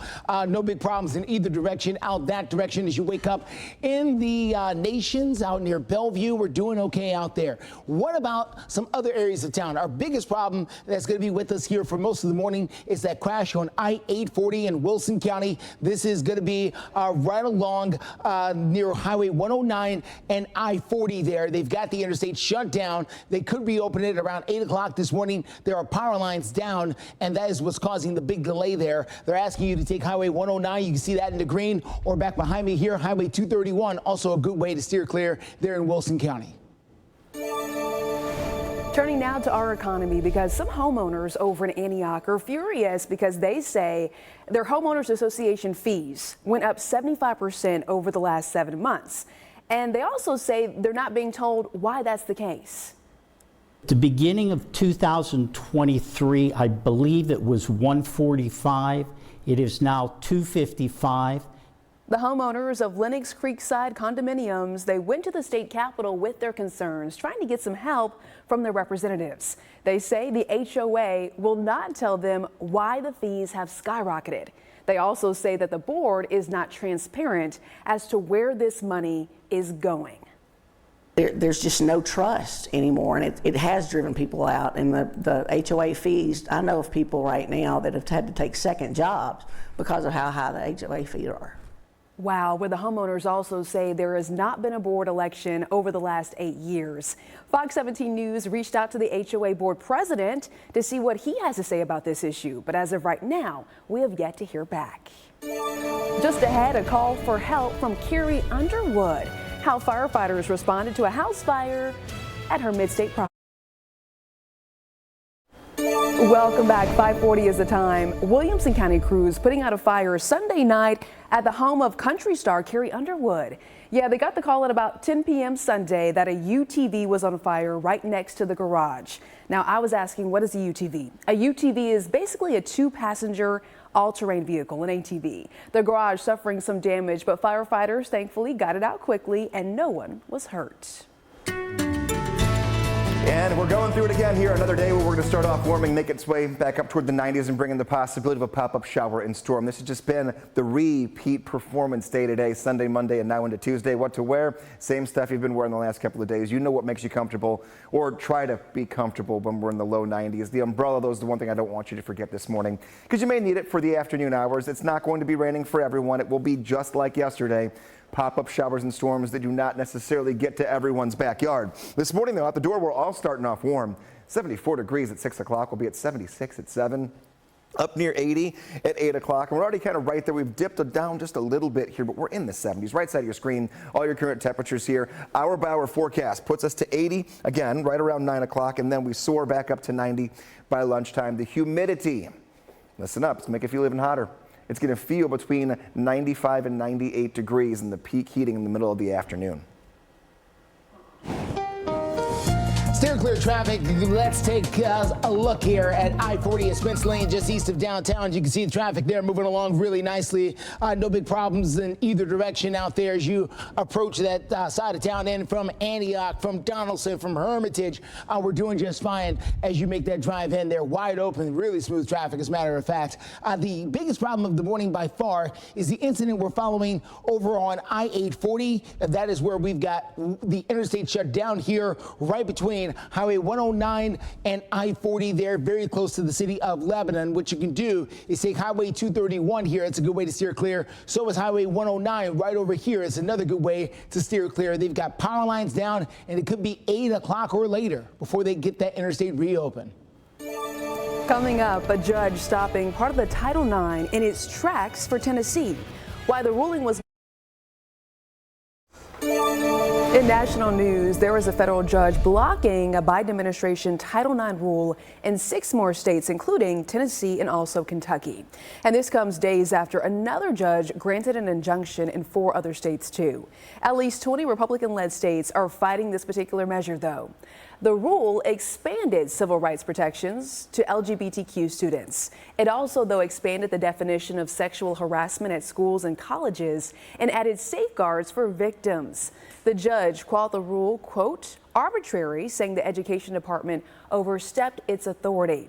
The police policy, I should say, is set to take effect come August. Well, here's a question for you. Do you ever get on the highway during the day, not during rush hour traffic, and think to yourself, God, when do these people go to work? You're not alone. I know I asked that question too. There is now a new study showing traffic is back to where it was before the pandemic, and patterns are continuously changing. Fox 17 News' Johnny Maffey is covering the congestion. Johnny, what gives? It's frustrating. Yeah, well, I ask myself that question. I've been asking myself that question for years, Erica. So one thing we're learning, though, Texas A&M's Transportation Institute, they've been doing a study for more than 30 years, and they found in their 2023 urban mobility study that a lot of cities, including here in Nashville, well, traffic's worse than before 2020, before the pandemic really slowed a lot of things down. That's thanks in part to I-65, which we're above this morning. And as the sun rises, well, it's no surprise it's getting a little busier if you've been following with us here on Fox 17. And a big part of why things are busier in Nashville maybe than earlier and than other cities is, well, of course, I-65 and I-40 meet here, 2 very busy interstates. Now, one of the authors of the study, David Schrank, well, he's been in the field for more than 30 years putting these urban mobility studies together. He looks into different cities across the country, which means different problems in each spot, and tells me the routines are one of the things that's changing. congestion's coming back. In a lot of places, it's near where it was pre-pandemic. Some places, it's actually above where it was with some of our, indicators. Nashville is one of those places, and then the questions are, well, why? Well, he doesn't know 100% why right now, and he said that could take a couple years, but some of the reasons include Nashville being such a destination city. Like I said, the big interstates coming together, and also some more trucks on the road with the supply chain. Now, when we check back in about a half hour or so, we're going to talk about how hybrid workers might fit into this plan with some of those inconsistencies added the last couple of years. Live this morning in Nashville, I'm Johnny Meffy. We'll send it back to the studio. All right, Johnny, thank you. Now, if you want to get outside and maybe walk your dog or go for a run or maybe play some golf, you're going to want to do that now. Yeah, this kind of weather patterns, the first couple hours of the day or the last couple hours of the day. And that's it. That middle part's just not good, not comfortable. Inside. Also, when it comes to planting and gardening, Erica, I know you got some plants going on now. How are they looking with everything that's been happening with all the 90s? Okay, we just talked about this. Yeah. My plants look fantastic, but I water twice a day. When do you water? My husband waters about 6:30 in the morning. Okay. And then I'll hit it again around 7 p.m.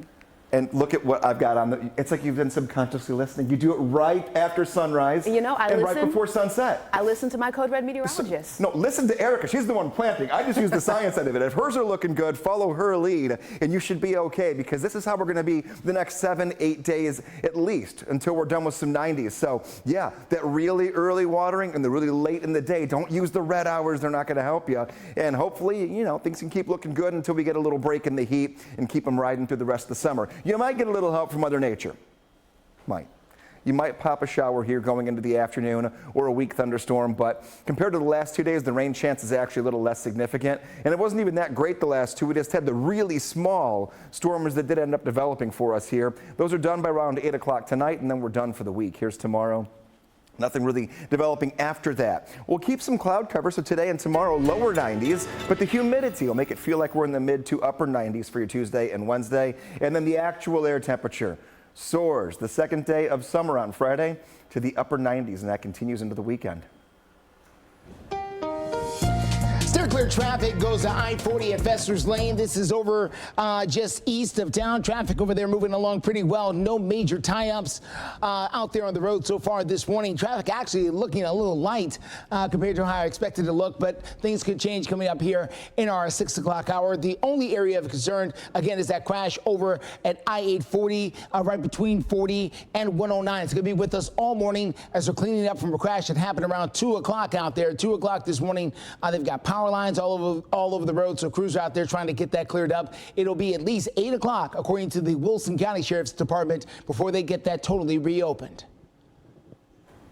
Well, as owning a home becomes more costly, many Americans talking about mortgage payments that are not the only thing on the rise. The hidden cost of home ownership also surging, unfortunately. Fox 17 News' Michael Yoshido sharing tips that hopefully keeps money in our pockets. The price for owning a home rapidly rising. A new bank rate study finding U.S. homeowners are now paying on average a little more than $18,000 a year on expenses linked to owning and maintaining a home. These are the things that aren't part of the price of the home. They're not part of your monthly principal and interest payment. These are the extras. Things like utility bills and other expenses, property taxes, and the big one, according to Bankrate, maintenance costs. All of which add up to higher hidden expenses compared to just 4 years ago. Inflation overall was up 21% cumulatively, and the price or the cost of maintaining a home was up 26% according to our estimate. Ostrowski says the goal of the survey was to raise awareness of these growing costs, particularly among first-time home buyers. They've been scrimping and saving to get a down payment together. They finally qualified for the mortgage. They get to the closing table and they think, oh, we're at the finish line. But really, they're just at a starting line for another race, which is figuring out how to pay for these ongoing costs of homeownership. Jennifer Branchini with the National Association of Realtors offers this advice: advanced inspections, getting a home warranty, taking a look at similar homes and their history of costs. So that when they're looking at their overall budget and preparing an offer, that they're making sure they have those funds set aside for that. In Washington, I'm Michael Yoshida reporting. Michael, thank you. Coming up, dangerous incidents in the sky. Now, Boeing leaders are set to testify on Capitol Hill. And take a look here. These little lizards are a bigger deal than they look. Why they represent a breakthrough over at the Nashville Zoo. They're cute. Nearly 22 million children living in America rely on schools for their meals. Fox 17 News and our parent company, Sinclair Broadcasting, are partnering with. Welcome back. 5:55 is the time. Hey, the first day of summer is set for Thursday at 3:50 in the afternoon. But the temperatures are already in full force. You know that. It's already 77 degrees in some parts. So if you're waking up with us, go ahead and grab a fan, get some hydration, and try to enjoy these cooler temperatures before the 90s come on later today. Well, also happening today, Boeing's chief executive officer is set to go ahead and testify over at Capitol Hill before Congress, and he is expected to admit the company is far from perfect. So we're getting some more updates about this, including how Dave Calhoun is going to appear before a Senate subcommittee later today. Calhoun is set to address whistleblower complaints about the company's safety culture. This, by the way, is going to be his first appearance before Congress since January's incident when a door plug blew off the side of a MAX 737 jet mid-flight. Over the past few days, the FAA has also been investigating as titanium with fake documents ended up in Boeing and Airbus jets. Let's talk about the zoo. Get this, a first in the world happening over at the Nashville Zoo. Look at these critters. Workers there are getting the credit for successfully breeding and hatching these two reptiles that Greg says are creepy, but I think they're kind of cute. They belong to the crocodile tegu species. Crocodile tegu species. All right, crocodile. Despite the name, they are not related to crocodiles at all. They mainly live, in case you're wondering, in South America, and they love the water. The two hatchlings are being raised behind the scenes right now at the Nashville Zoo. Okay, Greg, you said when you have this kind of pair, what does it end up being? Godzilla. You'll see it come out of the water one day. You don't think at all they're cute? I love the colors. They're a little bit. I'm just not a big reptile person in general. No offense to anyone who has lizards at home and whatnot and snakes and all that. Just that kind of not my jam. It's not your cup of tea. It's not, which is not to say that it's not everyone else's. I don't like to cast aspersions, you know. But what I can tell you right now is I love the sunglasses right here. Now this is my kind of animal, we Winston. Have Winston. Winston's like, you know what, Sherry, Craig, let's get rolling. I'm told top is down, of course, here too. So, I mean, on a day like this, catch that breeze, Winston. Enjoy yourself here and get your dog walk in as early as you can.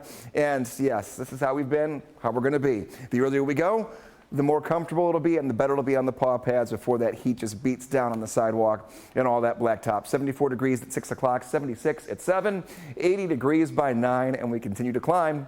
You know where we're going. We're going for the 90s once again today. Watch out in the cars when talking about it, but today is going to be exceptionally humid, which could add to it here. So let's just get everyone in and out and get moving. Coming up in your 6 o'clock half hour, we'll look ahead to the chance for a few showers later today that might just cool us down a little bit this afternoon. Weather without the 6. Steer clear traffic, everybody. Here we go. We've just picked up a brand new crash north of town. It's a bad one. This is I-65 at Long Hollow Pike. We've got an overturned vehicle that has shut down the interstate as you come down from Goodlettsville. As a matter of fact, if I can talk to my producers in the back, if we can put traffic before weather here at the top of the 6, I would appreciate it. Just a note to them. And let me show you what this accident is. The crash is right here. It's an overturned vehicle. The fire department is on the scene. It's got the interstate shut down. You make that drive down from I-65. You got one lane open on the other side. Let me flip it and show you the other direction here. You can see people out and about looking. Look at these folks here, just looking at the crash up in front of them. The best way to steer clear is going to be using Highway 31. We're going to get you right back to the scene coming up in a few minutes. In consumer news, Apple is removing a popular payment option in favor of one of its own through its own system. Well, Apple says they're going to go ahead and discontinue its Pay Later service a year after rolling it out. The Buy Now, Pay Later method allowed customers to make purchases for products by taking out a Pay Later loan. The loan would then be paid back in 4 interest-free installments over the course of 6 weeks. Apple says it will now offer consumers access to installment loans through credit and debit cards and through lenders when they check out using Apple Pay. Stay with us. Our 6 o'clock hour starts right now. You're watching Fox 17 News This Morning, your Code Red station. Now on Fox 17 News this Tuesday morning, Nashville's mayor weighing in on We Go transit security. That's ahead of a major vote in Metro Council that could decide the fate of its transportation plan. A business owner has been indicted on several different charges, but police here in Franklin want more information from you. More on that coming up in just a moment. Steer clear traffic at I-65 at Long Hollow Pike as you make that drive down. We are dealing with the interstate closure because of an overturned vehicle. We're going to get you there with the latest drive times coming up in a few. All right, not a good situation. Thank you, though, for joining us here on a busy Fox 17 News Tuesday morning.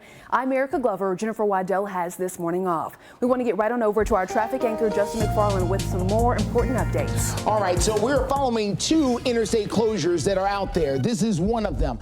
This is going to be on I-65 going south. So if you're coming down from White House, Portland, Olinda, Cross Plains, anywhere up there to the north, Millersville, all of you coming down I-65, this is you sitting in traffic right now that extends back for several miles. We've got an overturned vehicle right here in the grass. We've got several people out and about out of their cars just watching emergency crews try to get to what we presume to be a person that could be still in that vehicle. And again, the interstate is shut down. I want to show you another angle if we can. Here we are, 65 at Long Hollow Pike. This is exit 97 there in Sumner County in Goodlettsville, right where Davidson County meets Sumner County. The fire department is there trying to render aid, and again, they're trying to tend to whatever victims may be there. This is the southbound lane as you're coming into town. If you're leaving town, going up towards the Kentucky border, this is you on this side. One lane shut down here, the other one is open. The backup is still going to be massive in both directions here. You want to try to take Highway 31. That's going to be your best bet to steer clear until they get the traffic reopened, and we don't know when that is going to be. So heads up coming in from the south side. Just want to switch cameras one more time here. Show TDOT now arriving to the scene and getting in position there. So as I mentioned, the ambulance starting to leave here. Maybe they're opening up the lane here. This is right at the exit for exit 97. I want to mention one more closure, and that is here. This is I-840, close to I-40 in Williamson County. This is Lebanon right over here. The Interstate 840 is shut down right between I-40 and Highway 109. They've got power lines down. This crash has been happening since around 2 o'clock this morning. You want to use Highway 109 or Highway 231 is the best bet to steer clear. This could be closed until at least 8 o'clock this morning or later. Looking at our forecast here at 6:03, weather not playing an impact to anything really starting off our day just yet. But here's what's new this morning. Isolated storms, the last batch of those are going to flare up here going in toward the afternoon. Once again, not everyone sees rain, very much like yesterday and also Sunday. No end in sight to our heat wave. We're going to aim for 90 degrees again later on this afternoon. Right now, we're near breaking a record at this hour. If our temperature does not drop below 73 degrees before it starts to heat back up, this will be the warmest overnight temperature we had leading into a June 18th morning. Above 73 degrees, so the warmest low temperature for this date on record. Taking a look here, again, the traffic impact, don't worry about that when it comes to weather, but again, very active this morning. Taking a look going forward, 92 degrees this afternoon and tomorrow. We're going to feel like we're closer to 95 thanks to the humidity and the heat index. Greg, thank you. Police over in Franklin are busy looking for more information, and they say they could help, or you could help, regarding a business owner who was recently indicted on a long list of charges. Fox 17 News reporter Madeline Nolan joining us live in Franklin this morning. Madeline, you were able to speak with the detective. What are they saying about this case? Well, Erica, after speaking with this detective, he added that this all began after Adam Brock allegedly began using his former employee's identity to enter into several different financial agreements. Now, if you take a look at your screen right now, you'll see 38-year-old Adam Brock. He's been charged with forgery over $10,000, 3 counts of identity theft, computer offenses over $10,000, forgery over $60,000, computer offenses over $60,000, and theft over $60,000. Now, he's been indicted by a Williamson County grand jury, but since posted bail. According to the police, he was charged with these crimes while he was the owner of Reliable Transportation LLC. He also operated another transport company out of Franklin called Active Transport LLC, and listed on your screens are other businesses that he was associated with out of Middle Tennessee. Now, police say that there are possible witnesses or other co-workers that may know or be involved with Brock's other businesses.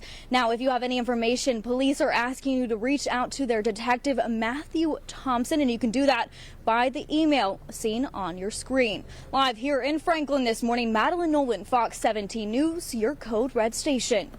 Madeline, thank you for that update there. In Operation Crime and Justice, Nashville Mayor Freddie O'Connell is now responding to growing concerns about safety on WeGo buses and their WeGo bus property. Meanwhile, his plan for transit will face a major hurdle tonight. The downtown WeGo Transit Center has seen stabbings, assaults, and shootings. We've been talking about that here on Fox 17 News. In fact, one shooting happened while our Fox 17 News crews were just 200 feet away. WeGo already spends more than $2.4 million in security services, but there can be less physical security present at this station. We've seen that and reported on it. WeGo says they have more guards, though, who are busy monitoring the cameras inside their bus stations. Mayor Freddie O'Connell right now, speaking to the security situations that are ongoing. I think ultimately you want to have both elements. You want to make sure that you're kind of having that real-time monitoring impact, but you do, I think, get some benefit from having presence. City leaders say that some security issues can be resolved through the mayor's $6.9 billion transportation improvement plan, which includes security upgrades for WeGo. But some viewers have reached out to Fox 17 News saying that better transit will attract more people who could become victims of crimes. Well, tonight at Metro Council, city leaders are going to be busy hearing the first reading of the mayor's transportation improvement plan. And if passed by council, this could then be on the ballot in November for voters ultimately to decide. Is it indecent or educational? School board members in Williamson County are trying to answer that question when it comes to certain books in our school libraries. Justin McFarland is going to share issues, both sides of the issue.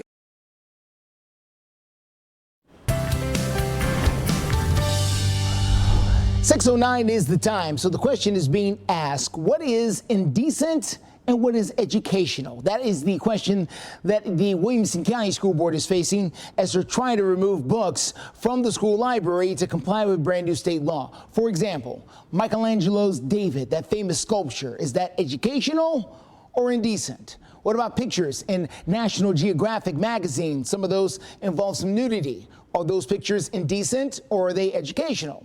Well, these are the kind of questions the Williamson County School Board is talking about these days as the school system is trying to improve their policy just to make sure that the state law doesn't come down on them. So with the current policy that we're about to vote on tonight, right, do you feel confident that you could defend the Williamson County schools with this policy and keep us out of litigation? No. Not at all. and I've tried to be very candid about that and tried to give you the best advice I can, but I cannot advise you not to follow state law. You are obligated to do that. The school system is expecting to get a brand new round of complaints once the new state law takes effect coming up on July the 1st. It is our moral responsibility as a society to take care of our kids. And when it comes to social media, we are not doing well. The United States Surgeon General is now calling on Congress to put health warning labels on social media apps. Okay, the Surgeon General says he is worried about children and teens, saying that they are now facing a health risk from social media as they have the same as we've seen on tobacco products. Social media, they say, is just involved in things like depression and bullying, according to multiple studies, and even harassment, and some say suicide in young people. The fact that everybody has their own little communication device that they're carrying around from a young age, it's really been a game changer because anybody can reach our kids at any time.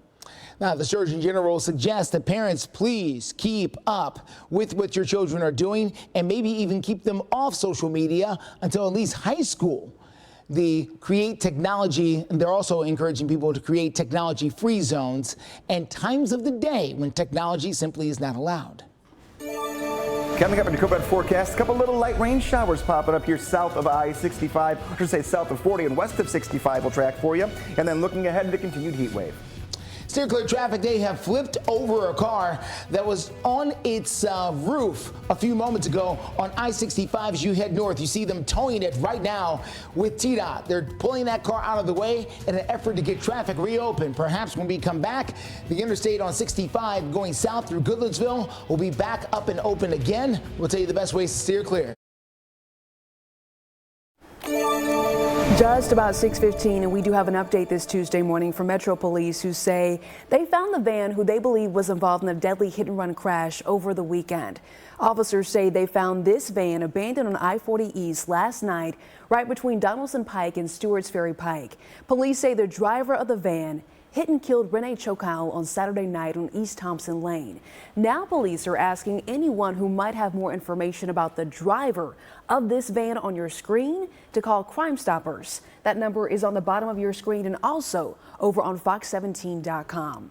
Let's quick updates. Yeah, we want to get to your steer clear traffic here at I-65 at Long Hollow Pike right now as we take this shot. The traffic is reopening both lanes just now. A few seconds ago, the interstate was completely shut down because of an overturned car that was in the grass. Now, the fire department got there very quickly, so did TDOT and the police department to try to help out whatever victims they could.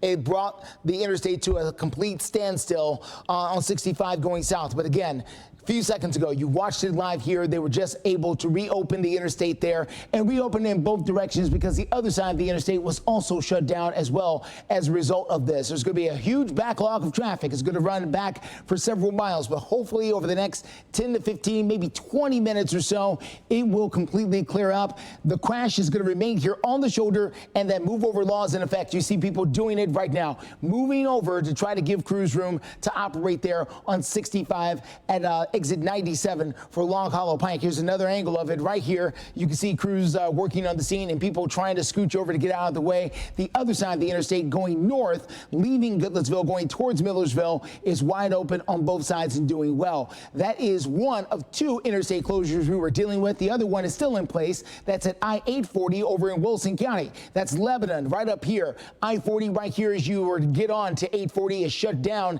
in this particular location. You want to try to use Highway 109 or perhaps Highway 231 as the best way to steer clear. That's going to be shut down at least until 8 o'clock.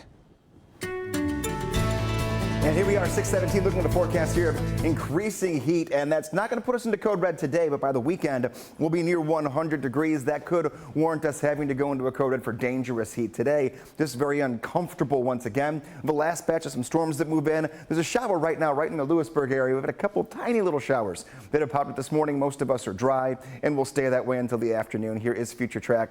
It'll pick up a little bit of green, 10 a.m. still dry, but then making our way toward noon. Noon takes us into the afternoon hours. I would say lunchtime through dinner time, our best chance to work into a few of these pop-up showers and isolated storms. A very similar scenario to the last 2 days where they fire up during the heating of the day and then they die down a little after sunset. That's how we'll be today. UV index, thanks to a little bit of cloud cover, has dropped just a touch from yesterday. Still high, 20-minute burn time. If you're outside, that's all it takes, 20 consecutive minutes, and you're starting to get a sunburn. Also the humidity. It's not going anywhere. It has gone nowhere. We're in the oppressive area. We have dew points in the 70s this afternoon. Actual air temperature will be right around 92. It's going to feel like we're closer to 95, 96 degrees. As far as pollen goes, though, pollen counts are in the low to medium range here. It's actually pretty good. Pollen has not been a really big deal for us here the last 2-3 days. 92 degrees today and tomorrow. Mid to upper 90s take us Thursday, which is the first day of summer, all the way into the upcoming weekend. Well, talking about weather and making headlines, our Steer Clear traffic updates save you time and headaches, but sometimes there is just no avoiding bumper-to-bumper traffic no matter what the weather is. Fox 17 News' Johnny Maffey is joining us live along I-65 in Nashville. And Johnny, you had the chance to speak with experts who say traffic is worse than 4 years ago. Yeah, that's absolutely right, Erica, and also the timing is changing. That's what Texas A&M Transportation Institute experts are telling me. They've been studying these things for more than 30 years, putting together an urban mobility report, and their 2023 one says, well, a lot of Cities, including Nashville, have worse traffic, and part of why it's worse in Nashville is thanks to I-65 right here and I-40 coming together, a couple of big highways. Also, there could be some more trucks on the road with more demand and more changes to the supply chain recently. Now, one thing that Texas A&M's one of their authors tells me is hybrid workers also play a role in the inconsistencies, meaning traffic Mondays, well, it might be lighter because they'll work from home after the long weekend, these hybrid workers, but maybe Tuesday they take a call to start their day at home and then head in after rush hour, which might be busier than before. What's a commuter now? You know, so is it somebody that drives in at least 2 days a week, 3 days a week? You know, what is that?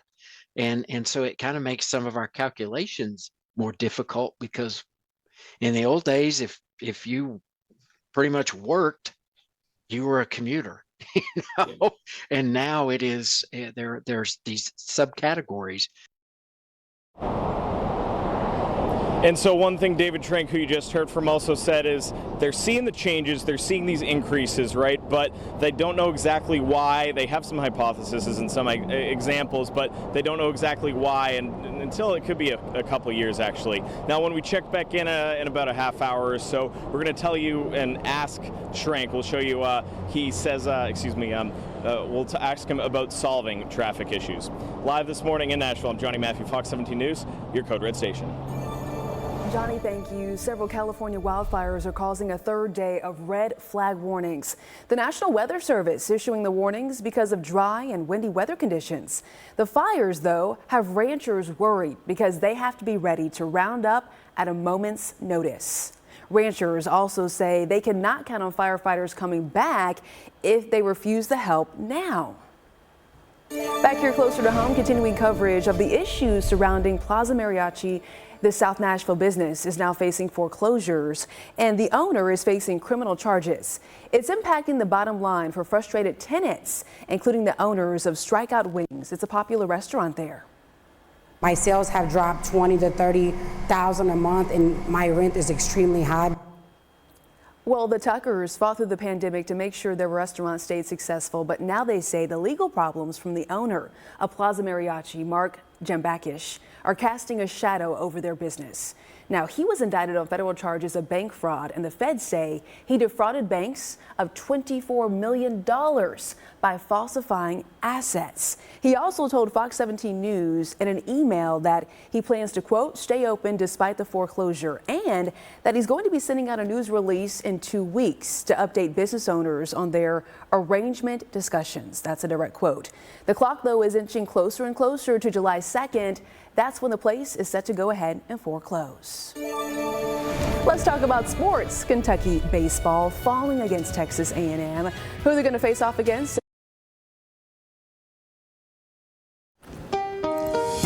Steer clear traffic for you on this Tuesday morning. It's been a busy one. Let's get started with the latest delays happening on I-65 at Long Hollow Pike as you make that drive down from Goodlettsville. We are dealing with slow traffic here as you make that drive in right at exit 97. This is 65 southbound coming in from places like Orlinda and White House and anywhere north of Goodlettsville here. Millersville, Cross Plains, name it.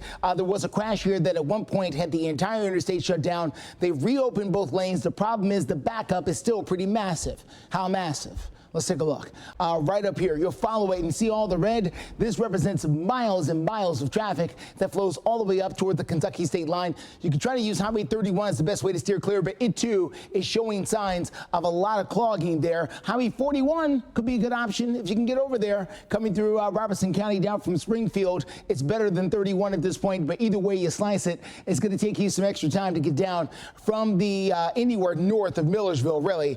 There's going to be extra time on the interstate until they get all that congestion cleared up. We're still dealing with the crash here at I-40 right between Interstate 40 and Highway 109. This is over in Wilson County. The Wilson County Sheriff's Office says that it could be 8 o'clock until they get this reopened. This crash has been working since around 2 a.m. this morning. They've got power lines down on the road, which is causing a big problem. They're asking if you could try to use Highway 109, but it too has got all kinds of drama now. 231 is still available in and out of town in that direction there if you want to try to get over there. We're going to continue to follow both of these crashes, let you know when they both finally clear up. Dustin, thank you. Let's get that Tuesday forecast for you. By the way, it's Tail Wagging Tuesday for the Nashville Sounds over at the ballpark. If you're heading out for this evening's game, do keep in mind it's going to be a hot one out there. I'm sure you understand that. It's also possible that you could see a little bit of a sprinkle out there, a little rumble of thunder. You could hear that as well. Tail Wagging Tuesday, here is your forecast for the Nashville Sounds. If you get out there, make sure you stay hydrated. Okay, that's the big name of the game. Let's continue talking about sports right now, though. The Kentucky Wildcats finding out that you can't win them all, but they're still hanging on when we talk about the College World Series over in Omaha. Texas A&M playing the Wildcats last night in Omaha with no runs on the board. Kentucky holding on strong until the 6th inning where the Aggies got 5 runs. Kentucky did score in the bottom of the 9th, but Texas A&M got the win 5-1. Next, the baseball Cats face Florida tonight. It's going to be an elimination game, so it all matters. That's going to be a 6 p.m. game. And Vols, we didn't forget about you. Of course we can't. They play either North Carolina or Florida State. That game, though, is set for Wednesday. A historic celebration for the Boston Celtics, the most in NBA history, in fact. If you didn't stay up late overnight, they defeated the Dallas Mavericks to claim this year's championship. A lot of celebrations. Celtics were up 21 at the half and kept that dominance, winding up at 106-88. They collected their 18th championship, the most in NBA history. Also, Jaylen Brown won the 2024 Bill Russell MVP trophy. Congrats to him.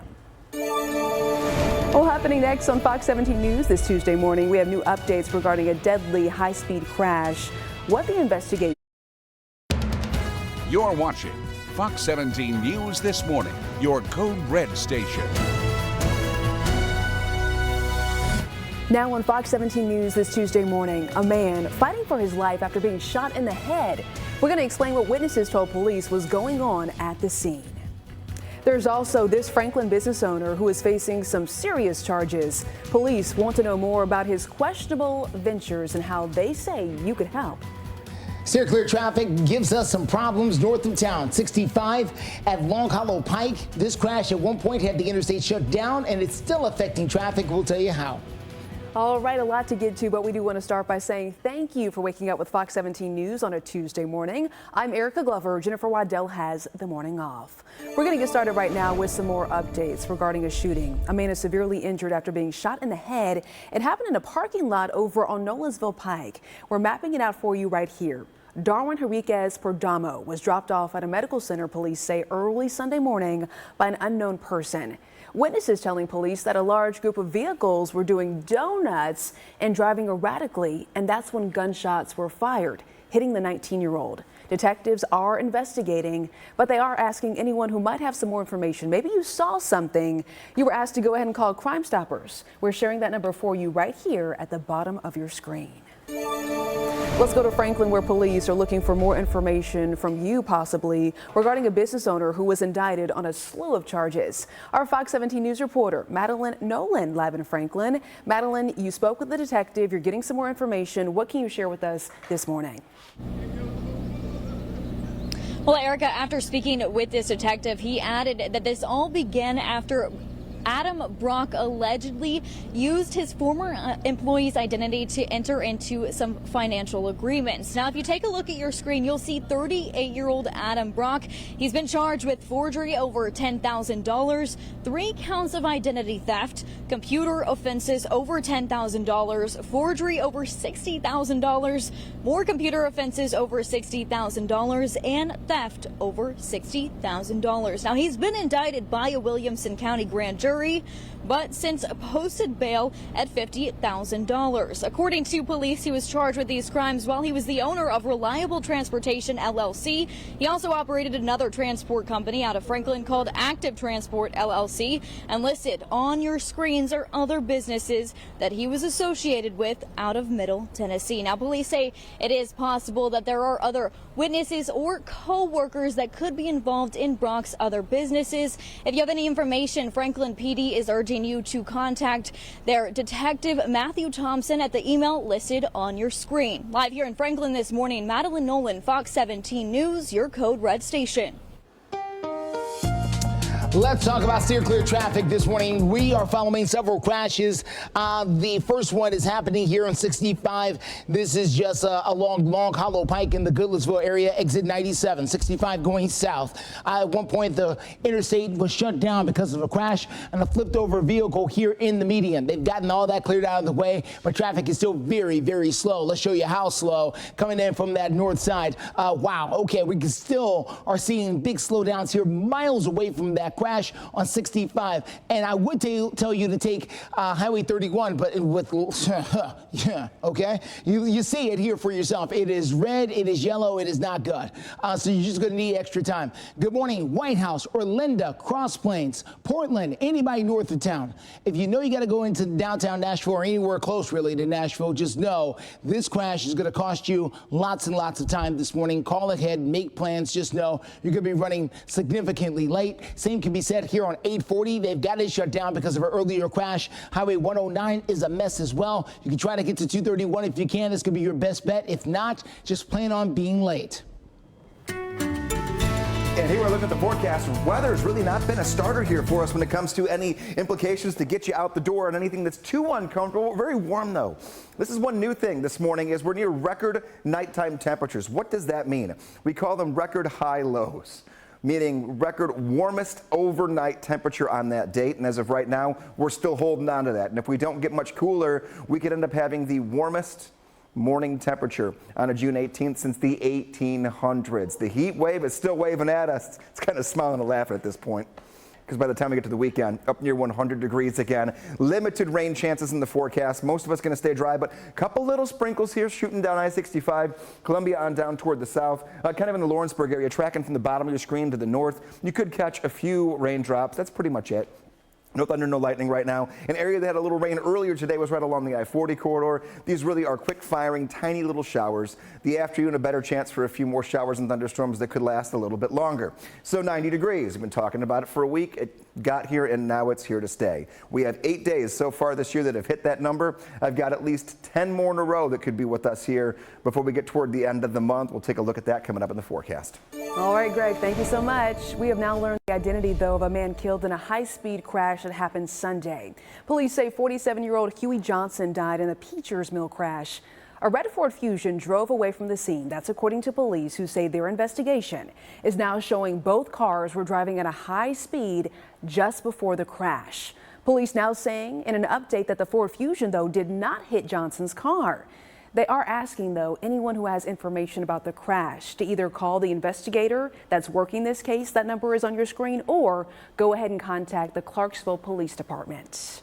Homeowners in Antioch say they are being charged unreasonable fees by the Homeowners Association, and they're taking their case all the way to the state capitol. And coming up on Fox 17 News this morning, in just a couple of minutes, the courtroom battle continues over whether the Covenant shooter's writings are going to be made public. And more journal entries were leaked earlier. Fox 17 News' Kelly Avellino, our investigative reporter, has the very latest. Nearly 22 million children living in America rely on schools for their meals. Fox 17 News and our parent company, Sinclair Broadcasting, are partnering with Just about 6:40, and we're talking about the economy because some Antioch homeowners, they are furious because they say their homeowners association fees went up 75% over the last 7 months, and they're not being told why. At the beginning of 2023, I believe it was $145. It is now $255. The homeowners of Lenox Creekside condominiums went to the state capitol seeking help from their representatives. They want to get some answers. They also say that the HOA will not tell them why the fees have gone up so much, and that the board is just not transparent as to where this money is going. There's just no trust anymore, and it has driven people out. And the HOA fees, I know of people right now that have had to take second jobs because of how high the HOA fees are. A second job. These homeowners also telling Fox 17 News that there has not been a board election over the last 8 years, and that replacement members were handpicked by the HOA board president. So Fox 17 News, we wanted to get some answers. We reached out to the HOA board president to see what he has to say about this issue, but as of right now, we have not heard anything back yet. We will continue updating this HOA story. Let's talk about steer clear traffic as we continue to follow that crash north of town. This is I-65 at Long Hollow Pike. This is where the interstate at one point was shut down. They've got it reopened now as you're watching that tow truck pull into place to try and get that crash out of the way. This is a crash that is causing a significant backup. That is for sure. Let's show it to you now. Here it is, 65 coming south into town. It is slowing things up, not just there on 65, but also on Highway 31 and 41 as well. If you're coming from the north side, just know you're going to have to give yourself a significant time. I just want to zoom out a little bit just to show you how far away. We normally don't do this, but I just want to show you how many miles we're talking about here as we trail all the way back. You can follow my cursor there. It's a lengthy backup there for several miles. Again, give yourself extra time.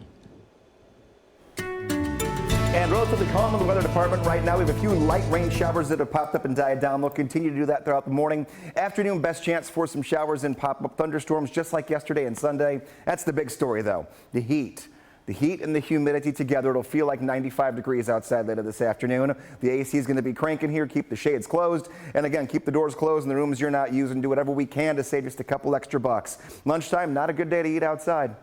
86 degrees, your temperature at 11, 88 at noon, 89 degrees at 1 p.m. We're working through it again, aiming for another day that could be at or above the 90-degree mark, that likely will be above the 90-degree mark. Wash or wait. And with the fact we have a couple of showers possible, I would wait until tomorrow. Rain clears out for the rest of the week.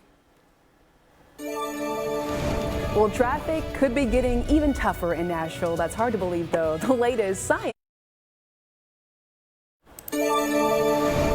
Well, home prices right here in the U.S. just hit another record high. According to Redfin, the median U.S. home sale price was $394,000 during the 4 weeks that ended back on June 9th. That is up 4.4% when compared to just a year earlier. The average mortgage payment during that time was just above $2,800. That was $30 below the record high average payment from April. Well, making headlines, let's talk about traffic. I know a lot of folks get on the highway during the day, not during rush hour, but during the day, and think, where are y'all heading to? Why is there so much traffic? There is a new study showing that traffic is back to where it was before the pandemic. So right now, our Fox 17 News reporter, Johnny Maffey, has the very latest on Nashville's congestion. Well, a new study from Texas A&M researchers cites that things have been getting busier in some more areas, Nashville included. So if you're frustrated behind the wheel, well, you do have some people in your corner. Now, we've been telling you why things have been getting busier this morning. That includes some hybrid workers shaking up the routine with some inconsistencies. Also, we're right here above I-65, and there have been, with big interstates coming together like I-65 and I-40, that's a thing. And also, you can see some trucks driving by now. There could be more trucks on the road as well with the supply chain. But what's next? Well, we asked David Schrank, who's been helping put these urban mobility studies together for more than 30 years, about actually solving traffic if possible. The tools that can be used are going to vary from region to region. Some places, there's just no way you can expand the system. They're locked in. And so you end up doing more management and operations and trying to use technology to help you. And then as you tend to go further south and further west, there is more opportunity for to look at where you might be able to add some capacity. Now, when Schrank says adding capacity, he means anything from rebuilding an interstate to meet today's demands to maybe just widening a road or adding on a lane. And he also noted that rotaries, roundabouts, traffic circles, whatever you want to call them, well, they're popping up in places that haven't seen them before, just some reasons and some things that people are doing to try to solve these traffic problems across the country, not just here in Nashville. In Nashville, I'm Johnny Maffey, Fox 17 News, your Code Red station. Let's get a look right now at your steer clear traffic as you get out and about this morning. We're going to get started there on the north side of town. This is going to be I-65 at Long Hollow Pike. That is there in the Goodlettsville area. One lane shut down, leading to massive traffic backups as you make that drive into Nashville. So heads up in that area as you come down from Goodlettsville, Millersville, and parts of the Cross Plains and Robertson County and all of that. This is part of your drive, and it's going to be a congestion congested one for the next little bit. You can try to use Highway 31 to steer clear, but in all honesty, you just want to call ahead and tell whoever it is, yeah, I'm going to be running late this morning because I'm not going to be able to make it in because of this crash. The long line of backup here, you can see it for yourself, about 95 minutes in from the Kentucky state line into downtown Nashville. Highway 41 is also running slow this morning out of Robertson County. That's another good way to steer clear. It too running a bit slow. Then once you get into town, we're dealing with another crash here. This is going to be I-40 in Wilson County. Power lines are down on 840 between Interstate 40 and Highway 109. It's a big mess in this area in both directions. It's going to be there until at least 8 o'clock or later. We'll continue to follow things as we've just picked up a brand new crash at 65 and 24 on the north side. And it's time right now at 6:49, taking a look at our forecast. After your curious question, we can't forget about that here for you this morning. We're going to go sports ball this morning. Which number does every Major League Baseball player wear on April 15th of every year? Is it 8, 23, 42, or 99? I'm going to have the answer for you. Come in about 5 minutes, stew it over. In the next check of the forecast, we'll break it down for you and meet your dog of the day. But for right now, a different sports ball. Let's tee off. Take a look here. As far as the golf forecast goes, it's warm. It's going to be really humid later. The earlier you can have a tee time today, the better you're going to be. Maybe even just shoot 9 to kick off your day and call it a day. 80 degrees at 9 o'clock, 88 already at noon. So making the back turn here for the back nine could be very hot if your tee time's a little later this morning. 91 at 3 p.m. Maybe you say, forget about that. I'm not going golfing. It's too hot outside. You might catch a shower or two early afternoon, maybe even a little weak rumble of thunder. If you don't, the gardening is up to us like it has been. Now, again, hot throughout the entire day. What does that mean for watering? Do it right now. Do it right now or do it after around 6, 7 o'clock later on this evening. Now, again, as far as the 7-day forecast goes, we're just loaded with 90s. We're stacking them up for the next 7 days. The 3 hottest of those will be Friday, Saturday, and Sunday. And again, in less than 5 minutes, the answer to your curious question, and we'll meet your dog of the day. Weather Window, presented by the National Weather Desk. This is one of Utah's natural geological formations. It's called the Devil's Slide, located an hour outside of Salt Lake City and near the Wyoming border. According to Utah's Geological Survey, sides of the slide formed from layers of weather-resistant limestone, but in between it's softer and shale-like and made the chute formation possible since that layer is more susceptible to erosion. Listen to Off the Radar, new episodes every Tuesday. Well, maybe tomorrow morning you want to get outside early. If so, the National Park Service is making entry free at all national parks tomorrow in honor of the federal holiday, Juneteenth. That's the national holiday celebrating the end of slavery in the U.S., which did become a federal holiday in 2021. This year is the first time it's going to be a free entry day at all U.S. national parks, though. You'll still have to pay for activities like camping and fishing. Tennessee national parks, of course, though, include the Great Smoky Mountains National Park, plus some other sites. We have all the information over at fox17.com. Entertainment headlines, though. British actor Ian McKellen is expected to go ahead and make a full recovery after falling off the stage during a theater performance over in London, across the pond. The 85-year-old was hospitalized, but is reportedly in good spirits. He lost his footing during a fight scene. Theater goers were evacuated while staff and 2 doctors, they got in there, tried to help him out, make sure that he's doing okay. The audience also treated him, saying, "Goodness, thank goodness you're okay." Today's show, though, was canceled to give him some time to rest. McKellen is known for playing Gandalf in the Lord of the Rings series and Magneto in X-Men. His career on stage and his films have spanned 6 decades. Let's talk about honeybees. Get this. Not only do honeybees pollinate about 1/3 of the world's food supply, but they may now also be able to detect cancer. Researchers over at Michigan State University have determined honeybees can detect chemicals associated with lung cancer and human breath. The honeybees could tell the difference between the chemicals in the breath of a person with lung cancer and a healthy person's breath. Wow. Researchers say the bees could also recognize various types of lung cancer. They also say the discovery could then help patients receive the right diagnosis faster. Just ahead, your furry friend may not be protected from health issues. We'll explain whose pet coverage is being dropped. Also ahead on Fox. Welcome back. 6:55 is the time, and right now we're taking a look at a very steamy Tuesday morning sunrise. Listen, there are parts of Middle Tennessee this morning that woke up and it was already 77 degrees. The heat is no joke. Stay hydrated. Our Code Red meteorologist is going to share that full forecast, talking about the first day of summer, which officially hits on Thursday afternoon. He'll have that forecast in a couple of minutes. Happening now, though, France is ramping up security ahead of the opening ceremony for the Paris Summer Olympics that are set to begin next month. Helicopters, look at this, circling the city and securing the airspace. Authorities say anyone who wants to enter the zone where the opening ceremony is going to happen before the 8 days prior to the event will have to go ahead and register online. It's all part of normal safety precautions. They're also going to have to undergo background checks. In addition to all of that, tourists will not have free access to watch their ceremony. It is by invite only. We now have a message from the Shelbyville Police Department remembering to stay cool in the summer heat. That is their message. Look at this. They shared this photo over on their Facebook page saying even their canine officers, they need a break sometime. Of course they do. They say K9 Jerry took advantage of the pool over the weekend.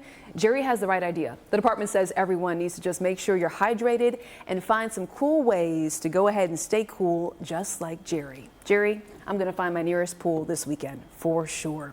Hey, we do want to bring your attention to a steer clear traffic accident. A lot going on when it comes to our steer clear traffic updates this morning, but here is I-65 at the I-24 junction. This is north of downtown.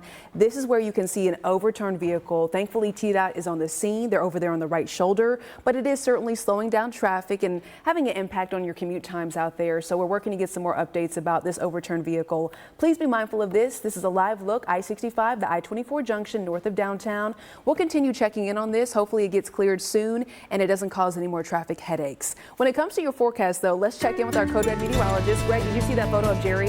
Jerry's got it going on, yeah. Go Jerry, go Jerry. Be Jerry. Be like Jerry. We need more Jerry in the world today. Find ways to stay cool and keep the four-legged friends cool as well. We're talking sports ball, though, Erica. Which number does every Major League Baseball player wear on April 15th every season? Is it 8, 23, 42, or 99? Go ahead, yell it out. You know it. C. C is the answer. Jackie Robinson. That's my favorite player. Every single year, the entire league goes to number 42 in honor of Jackie Robinson. So that's what we talked about earlier. And now we're back to four-legged friends again. Jerry has it going on. So does Winston. Our dog of the day sent in by Sherry and Craig. Got the shades on in the back seat. They had the top down in the convertible. That's the way to roll later on today. Get a good breeze if you're heading out. Taking a look for a dog walk, do it now. Sooner you do it, the better you're going to be. The longer you wait, the less comfortable you're going to be, the less comfortable they're going to be. Might not be a long dog walk at all. Watch out for the paws, too. We've been talking about it. That ground gets real hot real quick. Stay in the grass if you can. 81 degrees at 9, 85 degrees at 10, all the way up to 90 later on this afternoon. How do you get us your dog of the day? If you've been watching for a while, you know. Fox 17, you're going to show your dog of the day here every morning. If you go to my Facebook page, meteorologist Greg Bobus, you find that pinned post. Give us a story, give us your dog, give us a fun photo. Let us know where you're from if you want to. And you can see your dog right here on Fox 17 News this morning. Erica?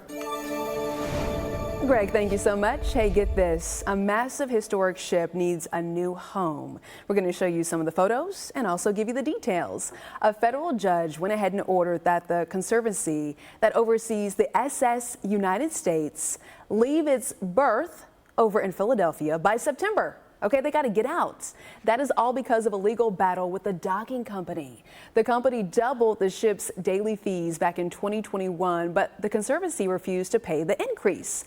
The ocean liner still holds the transatlantic speed record from more than 70 years ago. Goodness.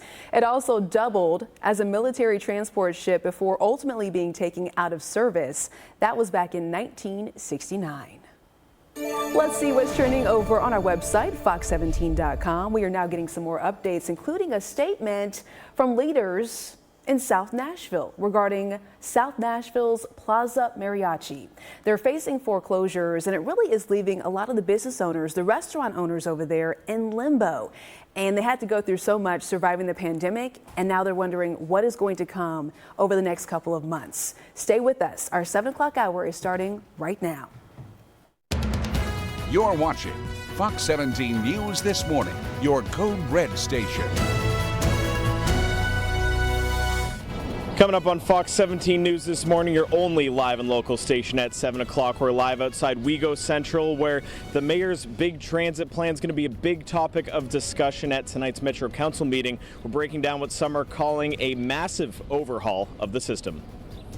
And we're not heating up. We're just downright hot at this point and only getting hotter. I've got 3 days in the next 7 that could be near 100 degrees. We'll talk about that and a few afternoon storms for today in your forecast.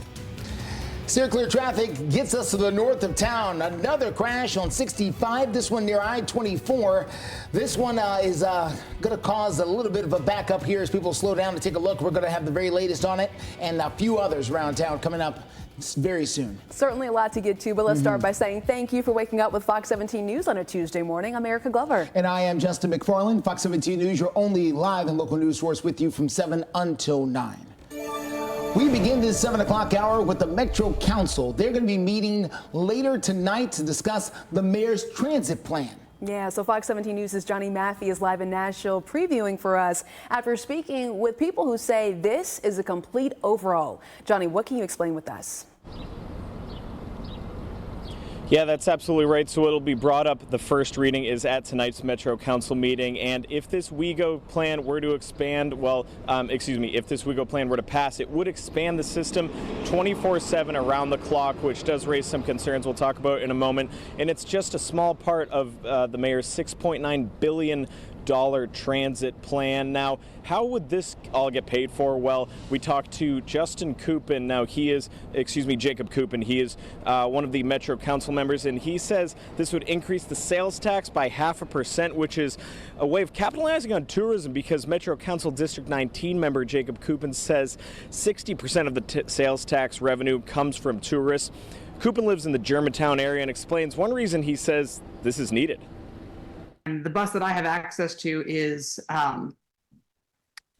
one that takes me what I call from north to less north, right? So it takes me from where I am to WeGo Central, and that's it.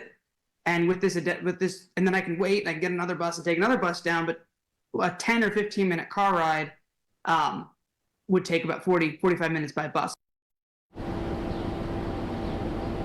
Now, we have been following crime closely here at Fox 17 when it comes to things going on with WeGo, and Fox 17 viewers have also been expressing concerns to us saying, well, if you expand this to an around-the-clock system, it could even bring more crime to that. So we'll be talking about that coming up at 7:30 right here on Fox 17. Again, the first reading of this transit plan is tonight. If it passes Metro Council, it then goes to the ballot in November. Live in Nashville, I'm Johnny Maffey, Fox 17 News, your Code Red station. 7:03 our time. Take a look at the forecast here. The weather story for you this morning is very similar to how it's been the last couple of days.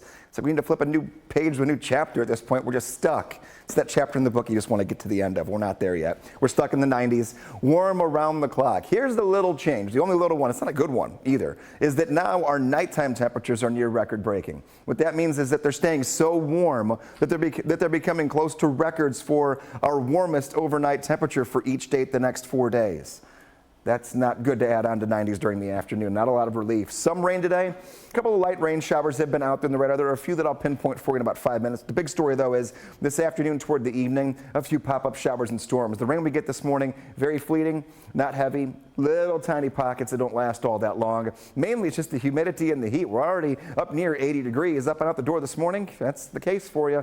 Taking a look, grabbing an umbrella for the afternoon. Not going to need it for most of us, but a few of us will. 81 degrees at 9 o'clock, 85 at 10, all the way up to 92. We'll feel even hotter than that, and we're not done. I'm going to crank the heat near 100 multiple times in the 7-day forecast. We'll find those for you in about 10 minutes. Steer clear traffic. Let's get you a look on the north side of town. This one is going to be on I-65 at the I-24 junction. You can see it there for yourself. Police are on the scene along with TDOT. That car way over in the grass. So unknown exactly how fast that car was going that it ended up all the way over there. Look how far it is off. That's not close. I mean, that's not just a little bit. Like, you missed quite a bit. So let's see how long it takes them to get this cleared up. In the meantime, you can try to take Ellington Parkway. It's a good way to steer clear as you come on down from the north side. We're also dealing with an interstate closure. That's at I-840 over in Williamson County, right between I-40 and Highway 109. Use Highway 231. That's your better bet right now to steer clear, as the interstate's going to be closed at least for the next hour. We're We're also getting some more updates regarding a developing story this Tuesday morning. Metro Police are investigating a shooting that happened around 10 o'clock last night on Summer Place. So far, we know that one person is hurt, but we don't know exactly how badly they are hurt. Fox 17 News will bring you more updates about the shooting as that information becomes available. This next story is very odd. All right, Metro Police say a man is charged with stalking after he was found living under a woman's home in Hermitage. Now, officers say that Anthony Rodriguez showed up to his ex-girlfriend's house over on Rachel Square Drive yesterday. They say he was already out on bond for aggravated burglary at the same address and was not allowed to have contact with his ex-girlfriend. Officers say while they were there, a neighbor came up to them and said she believes someone was living in her crawl space. All right, that's when police say they found Rodriguez's clothes and license under the neighbor's home. He is now charged with aggravated stalking, aggravated trespassing, and a violation of a no contact order.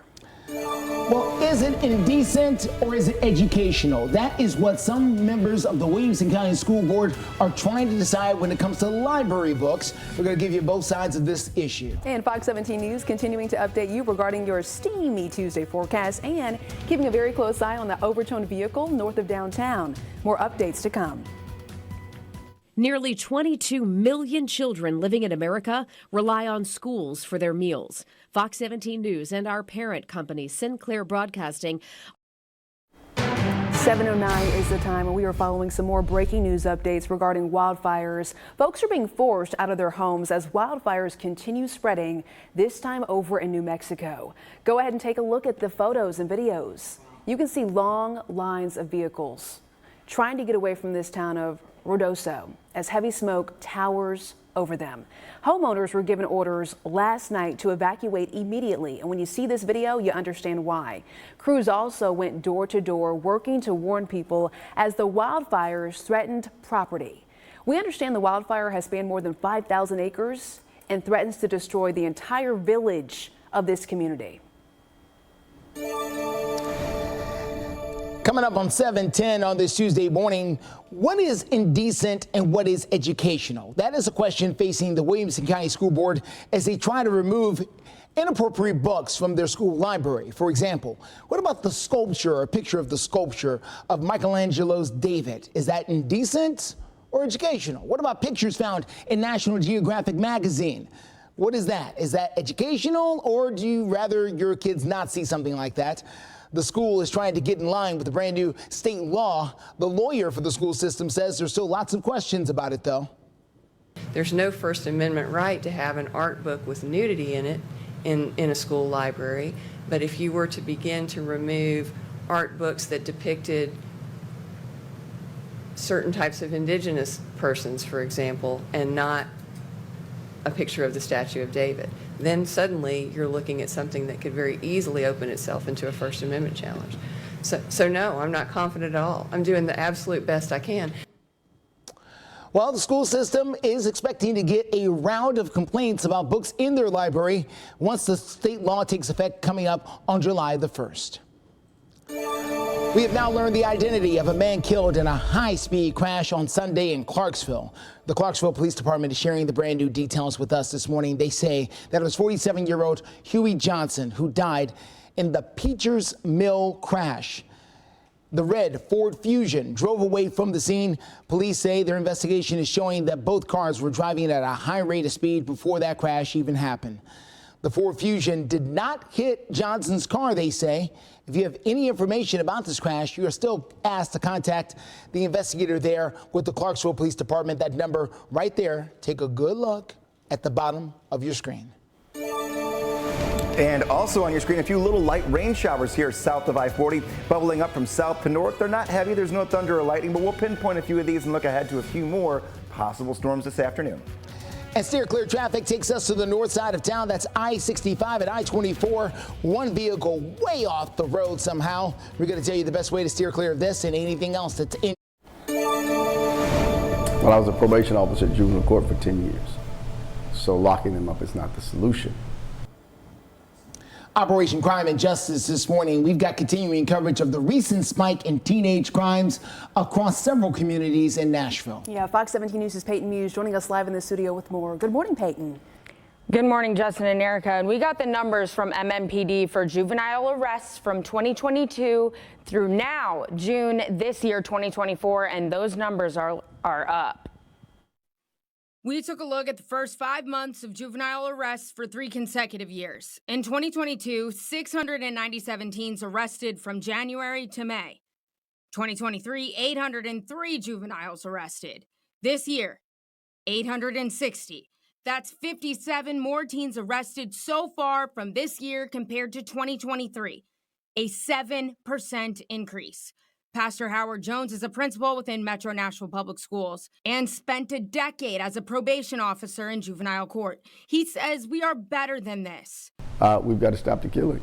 We've got to stop our kids from having easy access to guns.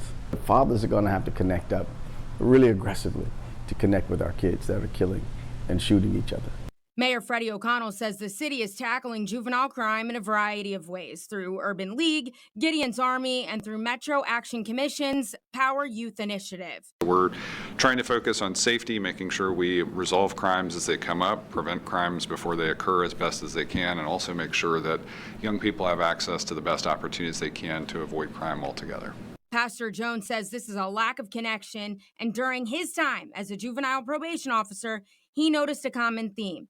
The city is flourishing while the kids are suffering. To a city that's, growing economically, busting at the seams, but it seems like where crime is going down everywhere else, our children are committing the most heinous crimes in this city. And the pastor says we've got to come up with a plan to make a difference within the family, schools, and the economy to make sure our kids have hope in Music City. In the next hour, Pastor Jones tells us what he noticed during his time as a juvenile probation officer. Live in studio, Peyton Muse, Fox 17 News, your Code Red station. Peyton, thank you. Yeah, you may remember a 13-year-old was shot and killed at the Red Caboose Park over in Bellevue. And in February, 2 teens ages 15 and 16 were also charged with a 21-year-old man who was killed in that particular incident as well. Well, new this Tuesday morning, Middle Tennessee State University increasing their efforts for a safer campus. The MTSU Police Department using more than $1.8 million in funding from 2 state grants for lighting bus stops on campus, weapons detection technology, police radio upgrades, and they say much more.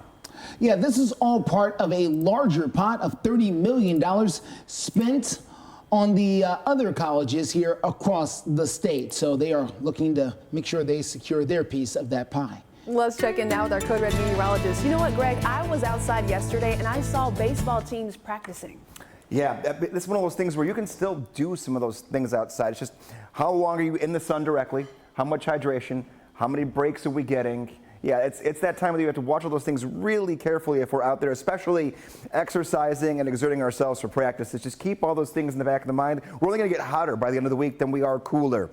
Today's still 92 degrees. This is the big flare up here in the last half hour. Now, when I say big, I mean the big story. Really not much happening here. A few light rain showers, though, through Lawrence County, moving their way out toward our southwestern communities. This is not going to be anything that lasts all that long. There's just little shoot-off showers from a system well down to our south and west. But one's been riding its way up 65 here the last half hour, moving its way closer to Thompson Station in the next 5-10 minutes, and then Franklin in about 20 minutes. If it holds together, you could be seeing a quick little downpour for about a half hour. That's pretty much it. 92 degrees today, maybe a storm for the afternoon. This morning rain's not what we're really concerned about when it comes to anything that's a little more widespread. A couple storms will be out there from lunchtime through dinner time. Still hot. We're going to feel like we're in the mid-90s. Maybe you're making it a pool day. Watch the radar. Get the Fox 17 Code Red Weather app. Check for dark clouds moving in. Check for that rain as it does pop up, because they're going to be quick firing like they were the last 2 days. 91 degrees at 2 o'clock, 92 at 5 p.m. And as always look out for the UV index. It's in the high category for today. You can get a sunburn as quickly as 20 minutes. 7:19 is the time. Taking a look at your steer clear traffic. A couple of things to tell you about. Let's get started on the north side of town. 65 at 24 on that north side. We have got Metro Police along with TDOT there to attend to a car that is way over in the grass, like way over. Every time I see a car over here, I just wonder, what in the world? How did you get, you see where the traffic is, right? You see where it's flowing there, and you see where the car is. You also see the guardrail between the two. So how did that car get, okay, they're working on it. They're working on trying to get it out of there, though. We're also following, this is we're told just a traffic stop, like police pulled this car over on I-440 near West End. They are doing regular patrols out there this morning, so please keep that in mind. If you're speeding, they can give you a ticket. Now to more updates from Metro Police, who say they found the van who was involved in a deadly hit-and-run crash over the weekend. Go ahead and take a look at your screen. We're mapping this out for you. We do understand it happened Saturday night at 9 o'clock in the afternoon, night. Police say that 47-year-old Rene Chokal was crossing East Thompson Lane over at Lawndale Drive when a white minivan hit and killed him. That minivan, according to authorities, was found on I-40 last night, right around Stewart's Ferry Pike. They're still looking for the driver, though. If you've got any information, you're asked to call police. Just ahead. Welcome back. 7:23 is the time, and we have talked about an overcrowding crisis at animal shelters across Middle Tennessee. There are veterinary shortages that are out there to add to the high cost of pet care. But Fox 17 News' Madeline Nolan is live this morning down at the Williamson County Animal Center with what is being done to try to get some of these animals to a forever home. That's right, guys. These adoptions aren't holding up with the amount of intake that they're getting here, but also I'm actually joined with Scott Pieper here. He's the assistant director at Williamson County Animal Center. And Scott, we were just talking earlier, you kind of mentioned a little bit about adoptions are down this year. Yeah, that's right. All in all, our cat and dog adoptions are down about 20% compared to last year. So our intakes have stayed relatively even in that period. So we don't know. We're trying to find the adopters. Where are all the adopters? Yeah, where are all the adopters? Speaking of that, we're going to take a little walk. We're going to have our photojournalist Kevin walk in front of us while we show off all these dogs. And I asked a little bit more about I know that you guys aren't like super overcrowded because this is a huge facility, but y'all have pretty maxed out on all the dogs here. We have, really. We have a dog in every kennel in our adoption area, which is the area that we're in now, plus a few dogs in a location that's not necessarily usually where you'll find the adoptable dogs. Right now we have 46 dogs available for adoption this morning. Like we were talking about just a minute ago, our adoptions are a little bit lower than intake, and that's been even more so for the dogs. Okay, well, we're going to talk a little bit more later on, but thank you for joining me. We're also going to talk to the director coming up, but we'll keep you guys updated on, we also have cats here. So for now, live here in Williamson County, Madeline Nolan, Fox 17 News, your Code Red station. Madeline, thank you. It's always hard to hear when those animals are in the shelter and there's overcrowding and then trying to take care of those animals. It's a tough one. It truly is. I mean, and they're all just, they're not being loud. They're just saying, come pick me. I know, all the barking. See, me, I heard there were people watching. Me. Yes, they're saying, pick me, come find me. Exactly. And then when you find your doggo and you get acclimated back home, go to a Sounds game on a Tuesday. Hey, yeah. There you go. Like tonight, Tail Wagging Tuesday. Now, be mindful when you go out there. If you're going to take your dog tonight, you know, you're a dog owner. You know water, the shade, all that stuff going on. But the forecast for the game itself, 88 degrees at 6 p.m., 86 at 8, and 75 degrees at 10. So still very warm, very muggy. We will be fairly overcast. A few showers and storms ending that'll be on the radar around then. Not a guarantee by any means to be over the stadium, but just know that there will be a few dots on the radar that are kind of ramping up shop for the day. As far as the weekend goes, very hot both days. We're not getting around it. Temperatures in the upper 90s, close to 100. A few storms on Sunday into Monday, very warm nights. We never got out of the 70s last night. We're already climbing again. That'll be the case most of the next 7 days in a row. So warm to start, even hotter to end for the entire week. Steer clear traffic. Let's get you to the north side of town. We're finishing up a crash on 65 at I-24 up there. We did have a crash that was all the way over in the grass. Looks like they'd gotten that car out of there, and they are preparing to leave that scene after a lengthy morning there at 65 at 24. So we're doing much better there. The other place we want to show you is that continued closure on I-840 right between Interstate 40 and Highway 109 in Wilson County, very close to Lebanon. Crews say they're going to be be out there at least until 8 o'clock trying to repair power lines that came down in an earlier crash that happened around 2 o'clock this morning. So you're going to need extra time to navigate through this one. After the break, a Franklin business owner indicted on a long list of charges, and police say you could help with their ongoing investigation. You're watching Fox 17 News This Morning, your Code Red station. Well, now on Fox 17 News This Morning, the mayor's transit plan is a big topic, and it's expected to bring some heated debate at tonight's Metro Council meeting. We're going to have the very latest with our reporter about the newest details. Waking up here this morning, we're driving right now in Nashville, but if you get a little south of town here, just a little quick ride down 65, a few showers have popped up. We'll track those for you in just a few minutes.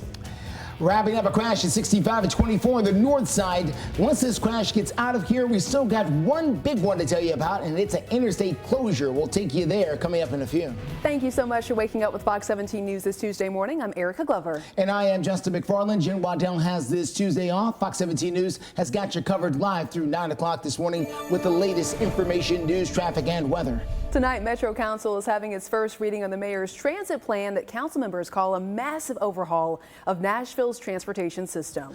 We are now bringing in Fox 17 News' Johnny Maffey, who is live for us this morning outside of the We Go Central station with more on what is going to be discussed tonight.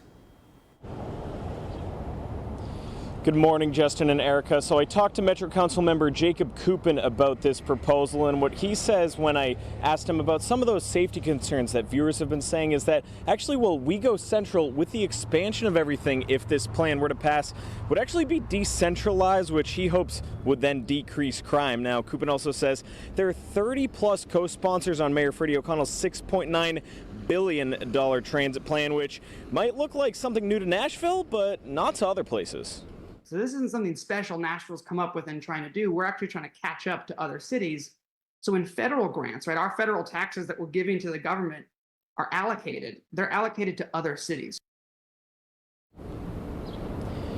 And Coupin says the 24/7 access when it comes to the proposal for WeGo would actually get people around the city more easily. Now, we also brought some of these concerns at Fox 17 to Mayor Freddie O'Connell yesterday regarding safety and security. And he said when it comes to the security, there's actually people that the public cannot see because there's cameras monitoring and people monitoring those cameras. So we'll continue to follow this closely. Again, the meeting is tonight. It's the first reading of the proposal. And if it were to pass council, well, then it would go to voters in the big election in November.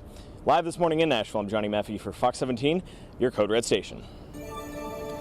All right, Johnny, thank you so much. Operation Crime and Justice. One man is severely hurt after being shot in the head. This happened in a parking lot on Nolensville Pike. Disturbing details here. We are mapping it out for you. Darwin Henriquez Perdomo was dropped off at a medical center early Sunday morning by an unknown person. That's according to police. Witnesses telling police that a large group of cars were doing donuts and driving erratically. And that's when gunshots were fired, ultimately hitting the 19-year-old. Detectives, though, this morning are investigating.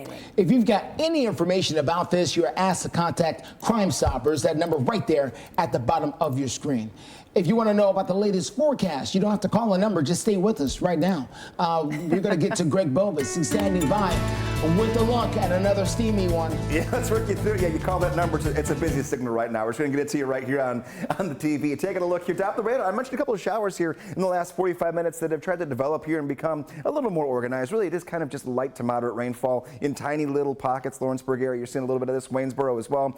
Hohenwald. There's one that's been scooting its way up I-65 the entire morning here. And that's the one we'll track for you. But everything going from the bottom of your screen to the top of your screen throughout this morning. A lot of them will die down before they get to Nashville. But here's the one that I'm seeing here, right over Spring Hill and also above the Thompson Station area, moving its way toward the north and to the east, up toward Franklin in about 10 minutes. That's the most action we've seen on the radar so far this morning. There's quite a bit down to our south and west that could fire up a thunderstorm or two as we go into the afternoon, but for the most part, the majority of today stays dry for the majority of us. The heat is still waving, and it will for all the rest of the 7-day forecast. 90s every day. Limited rain chances after today. I don't see much rain at all until Sunday into Monday. Weather story is we're just stuck in the 90s, and we also have very warm temperatures for the morning. So we'll take a look at future track for any more additional rain for today and your 7-day forecast in a few minutes. Let's get to your steer clear traffic at 7:34. Quick look here on the north side, 65 and 24 up there. This is just north of downtown. We've got an accident in the clearing stages. As a matter of fact, I don't think it's going to be with us much longer at all. Looks like they have got Metro Police around there. They could be getting in their cars and clearing the scene. They may have one more car there I can't see there on the shoulder of the road. Be that as it may, causing minor delays as you make that drive in. You can always use Dickerson Pike to steer clear. North of town, this is going to be Vietnam Veterans Boulevard, very close to Gallatin Pike there. Traffic moving along in its typical fashion, a little slow, but this is just because of congestion. No accidents up there right now. We're going to Franklin now in Operation Crime and Justice because Franklin police are busy investigating a business owner indicted on multiple charges. Fox 17 News got a chance to speak with the detective handling this particular case. Now, they say that the suspect in this case, Adam Brock, used former employees' identities in order to enter into financial agreements. So let's put the man right there on your screen. There he is. According to authorities, he's facing charges of identity theft, forgery, computer offenses. He was indicted by a Williamson County grand jury, but has since posted bond at $50,000. So the court case will continue on there. According to police, he was charged with multiple crimes while he was the owner of Reliable Transportation LLC. He also operated another transport company out of Franklin called Active Transport LLC. Listed on your screen is the other business that he was associated with out of Middle Tennessee. Now, here is what you need to keep in mind. Police say it is possible there are other witnesses or even co-workers involved in that man's previous businesses that may know more about this case. If you've got any information, maybe you were a victim, you're asked to contact the detective. You can see his email address right there on your screen. He is with the Franklin Police Department. Just ahead, we have new information regarding Title IX expansion, what it means for Tennesseans and Kentuckians in just a couple of minutes. And Fox 17 News continues to travel the skies and the roads. Well, new this morning, there is a federal judge blocking a Biden administration Title IX rule in 6 more states. It does now include Tennessee and also Kentucky. Now, this comes just a few days after another judge granted an injunction in 4 other states. At least 20 Republican-led states are fighting the measure right now. The rule expanded civil rights protections to LGBTQ students. It also expanded the definition of sexual harassment at schools and colleges and added safeguards for victims. Now, the White House would not weigh in on the challenges, but says that the protections are very vital. The judge called the ruling, quote, arbitrary and an abuse of power, saying the Education Department overstepped its authority. The policy, by the way, is set to take effect in August. Let's go to Greg Bovis. He's standing by to tell us about the forecast that's going to take effect. Yeah, and this number just keeps growing, guys. We have had 8 days so far this year that have hit 90, and we're going to keep the streak going in terms of consecutive ones that now is going to be at 5 here for us, and that's going to keep us through the end of this week, hitting the 90-degree mark. Now, a few showers are out there. It's going to cool us down a little bit, but they're not going to last long enough to do anything other than make us even more humid for the afternoon. The air conditioner, I hope you had it tuned up before the season started, because we got a lot of 90-degree days ahead of us after today, and they only get hotter by the time the weekend rolls in. Taking a look, lunchtime forecast, and we're going to put temperatures about a degree or two cooler than yesterday morning into the afternoon. Degree or two at this point, what does it matter? The humidity is still up. Upper 80s 11 o'clock through noon and through 1 p.m. We'll end up in the low 90s, but the kicker is going to be the humidity. It's going to feel like we're in the mid to upper 90s, even with the actual temperature not quite making it there. Wash or wait.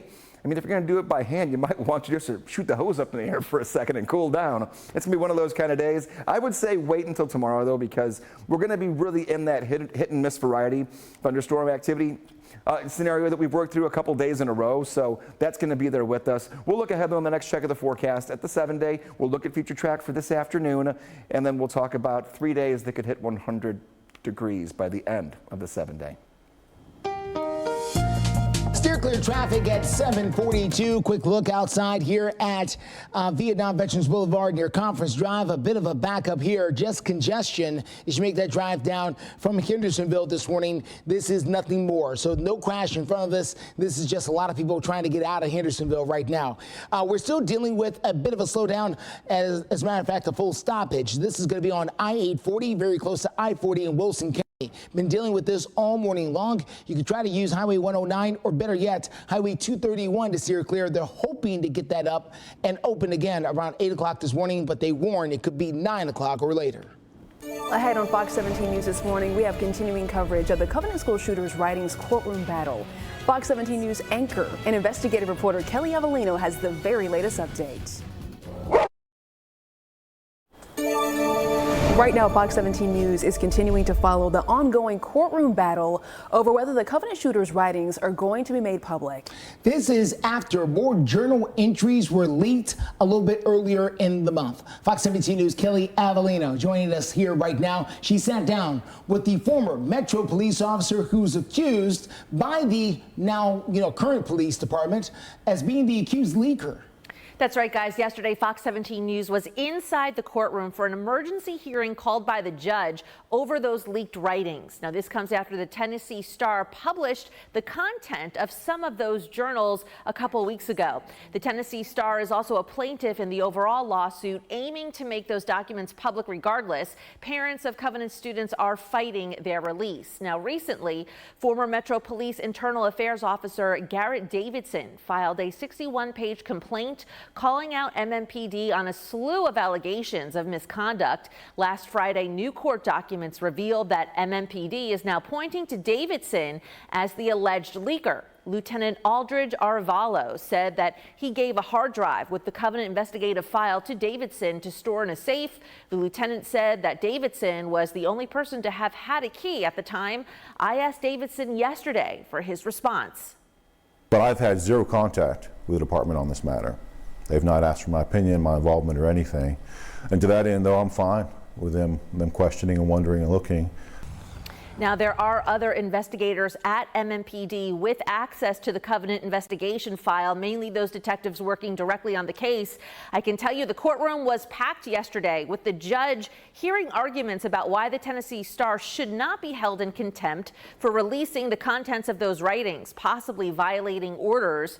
Now, the judge said she was ready to issue her original ruling last week, but will now issue a new one on where things go from here. That decision could come any day now, any week. And there are dozens more pages of those Covenant writings that could be made public. I'm Kelly Avellino for Fox 17 News, your Code Red station.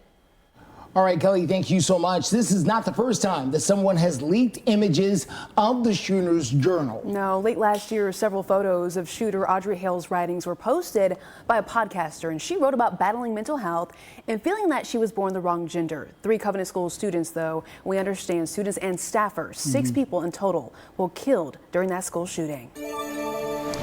We want to know, what do you think about this? Do you think that the Covenant school shooters' writings should be made open to the public? So far, close to 84% of you say yes. Another 16% of you say no. No matter where you fall on this particular issue, you can scan the QR code right there at the side of your screen. You can also head over to our Twitter account. You can find us, or X account.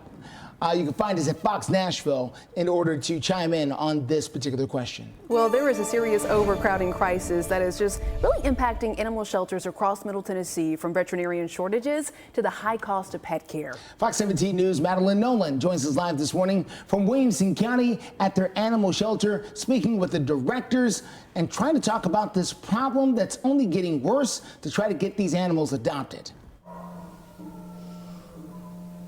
Yeah, that's right. We actually made it to a little quieter room. But with that said, you guys said it, intake right now is a little bit more than their adoption rate. I'm actually joined right now with Scott Pieper. He's the assistant director here at the Williamson County Animal Center. So tell me a little bit. We actually have a little guest with us. So who is this? This is Coco. She has been with us for a little over a month. She was an owner surrender. As is the case with many owner surrenders, people experience significant life changes that make it the best decision for them to, unfortunately, make the hard decision that they need to surrender the animal is the best thing to do. So that's how Coco came to us. She has been very good with us, hanging out in the training room waiting for the camera to come on, so she's a good girl.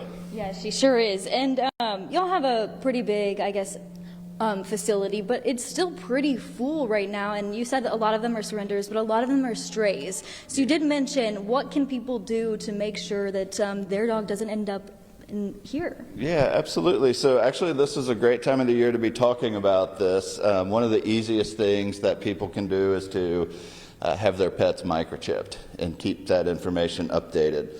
I say it's a great time of the year because 4th of July is just a few weeks away, and any event that there are a lot of fireworks there, we will have higher intake numbers for lost dogs in the days following that. So people should get their pets microchipped, keep the information up to date. That makes it a lot easier for us just to scan them and get that information and call them and let people know that we have their pet here. And we're able to return about 40% of the strays that come to us to the families looking for them, and that is we're more than twice as likely to do that if the pet is microchipped. Wonderful news. So that make sure you get your pet microchipped. But with that said, we're actually going to head over to the cats in just a moment, and we'll talk about them coming up shortly. For now, live here in Williamson County, Madeline Nolan, Fox 17 News, your Code Red station. All right, Madison, thank you. Well, Madeline, yes. Oh, Madeline, excuse me. You know what? You won't have to deal with all the dog barking when you hear from the cats. Not from the cats. Just it's the purring. Different sound over there. It's a whole other attitude when it comes to dogs to cats. Yes, it is. 100%. And we've got our dog of the day right now. Why not go from dog to dog here? We got Winston showing off here. He's in the back seat of the convertible. He's got the top down, and he has his shades going. Yep, stay cool both ways.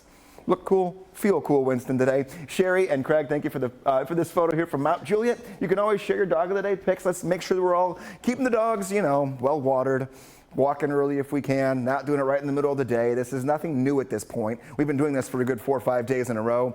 Very similar start and end. Nothing going to catch us off guard. A couple little light showers out there right now. I'll look at radar again for you before we even get to 8 o'clock. Just know that 85 at 10, 87 degrees at 11. And we're going to keep it rolling. Low 90s again today. Sidewalk, watch out for it. Blacktop, watch out for it. Yeah, I'm like a broken record saying it, but I'm already hearing people that are having issues with dogs getting paw prints or paw pads that are burning. Look at how hot it gets. Let me take off your shoes and make you walk barefoot for a half hour in that. Not going to feel good. 125 degrees on sidewalk, 140 in blacktop. That includes when we have the shade going on. You can always send your photos. Go to Facebook, meteorologist Greg Bobus, my page right there, the pinned post at the top. My mail carrier pup going to bring that photo right to us to put it right here on our air. Let's get to your steer clear traffic this morning. Let's talk about what's going on I-24 at Waldron Road as you make that drive out there. Coming in from the Rutherford County area this morning, we're looking pretty good on that particular drive. No major tie-ups or slow-ups out there. Looking very nice on that drive in to town from Murfreesboro. Here's I-40. This is Fessler's Lane coming in from the east side. Doing really nice out there this morning as well. No major crashes on the interstates in Metro Nashville. The only thing we continue to deal with is that crash on I-840 out in the Wilson County area. We'll take you out there coming up in the next few minutes. Well, still ahead. 7:56 celebration time in Boston. You're taking a live look there at the home of the now world champion Boston Celtics. Last night, the Celtics were able to defeat the Dallas Mavericks in Game 5 of the NBA Finals. Final score 106-88. They won the series 4-1. Jason Tatum scored a game-high 31 points and had 8 rebounds and 11 assists. Jaylen Brown also had a standout game for the Celtics, 21 points and 8 rebounds, ultimately winning the MVP award there for the finals. The Celtics had not won a championship since 2008, but they are champions of the basketball world yet again, adding another banner there at the Garden. Did you stay up late and watch the game? I did not. Me either. It wasn't worth watching, honestly. I don't think so either. The Celtics had this well in hand. All right, back here closer to home, first responders, they were able to contain a fire at country star Carrie Underwood's home over the weekend here in Middle Tennessee. So we are getting some photos of what happened. Crews with the Williamson County Fire Rescue Team sharing these photos, letting us know it was Sunday night when a UTV was on fire next to her garage. The fire was contained, it did not spread to the house, and no one was injured. Glad to hear that. Trending now, if your pet needs a vet, You might soon have to pay out of pocket. Major news in that regard. The insurance company that is starting to drop their coverage here, the Nationwide insurance company, is beginning to cancel about 100,000 policies for pet care across the country. Listen, this is costly. The nation's biggest pet insurer says it's because of rising costs for veterinarian care. We just talked about that this morning. And the company has to drop the policy coverage to maintain, they say, their own business viability. Cancellations won't be because of the pet age, the breed, the animal, or prior usage of insurance by owners. You're going to get an update about this week. Call and take it up with them. Yeah, not us. All right, not with us. We're just the messenger. Speaking of the messenger, don't blame Greg for the heat either. Too late. I'm going to blame him anyway. No, please don't. I have to go out in it too. It isn't like I don't go outside all day. I don't like it any more than you guys do. 81 degrees temperature though at 9 a.m., 88 at noon, 91 at 3 p.m. Very similar setup from beginning to end with a few isolated showers and a few weak thunderstorms that are going to creep in. Mainly this afternoon. There's a little action on the radar right now. Most of us are dry, but we'll look at a few of those little pop-up showers that have been out there. When to mow? I wouldn't do it today. Again, with that hit or miss variety of showers or storms, you just don't know where they're going to be until they do begin to fire. Tomorrow, though, dry. Thursday, dry. We shift our weather pattern. We'll take a look at what I mean by a change in the pattern. It doesn't change our temperature, but the possibility of rain goes down significantly starting tomorrow. We will look at that as we get into our 8 o'clock half hour in about a minute from now. Let's talk about steer clear traffic for you this morning. Let's get to the very latest happening on I-40 near Spence Lane. We're doing okay over there, just east of town. Keep in mind that traffic is a bit slow there, just congestion making that drive into town. That's all. Nothing serious happening there. We are continuing to follow that crash on I-840, right at I-40 there in Williamson County. It's been shut down all morning because of a crash that did involve power lines coming down in the middle of the interstate there. They're asking you to use Highway 109. They could reopen it at 8 o'clock or later. We'll continue to watch it for you. Let's talk about this story, a first in the world happening at the Nashville Zoo. The lizards, workers there are getting the credit for successfully breeding and hatching these two reptiles. So why are they unique? They belong to the crocodile tegu species. Okay. Yeah. Despite the name, they are not related to crocodiles at all. Oh. They mainly live in South America and love the water. The two hatchlings are being raised behind the scenes right now at the Nashville Zoo. So these pictures are about as close as you're going to get to them. I think they're cute little critters. Well, cute is a relative term. You know, they're cute as long as they stay in these pictures. Listen, they're cuter than the Komodo dragons over at the zoo. Also cute in pictures. Just in person, they give a different feel somehow. 8 o'clock hour starts right now. You're watching Fox 17 News This Morning, your Code Red station. This hour on Fox 17 News This Morning, we're live outside Wego Central ahead of tonight's Metro Council meeting where the mayor's transit plan will be a big topic of discussion. We're breaking it down. And the heat is on here, not just in the afternoons. We're talking about other high temperature records we could be breaking that have to do with when it's dark outside. It's coming away in about 2 minutes. Steer clear traffic right around 8 o'clock. This is a live look at I-40 near Fester's Lane, just east of town. Doing okay. Not great, just okay. I will tell you the best way to steer clear of this backup coming up in a few. But we're doing great. We are. We're doing great. Fantastic. Thanks so much for waking up with Fox 17 News this Tuesday morning. I'm Erica Glover. And I am Justin McFarland. Jen Waddell also has this day off. I hope she's doing great as well. We're going to bring you a lot of news coming up here along with your weather and your traffic. But first, want to get started with Metro Council. They're going to be meeting later tonight, and one of the big topics of discussion will be the mayor's transit plan. Fox 17 News' Johnny Maffey is joining us live in Nashville with a preview after speaking with folks who say this is a complete overhaul. So, Johnny, what can you explain with us?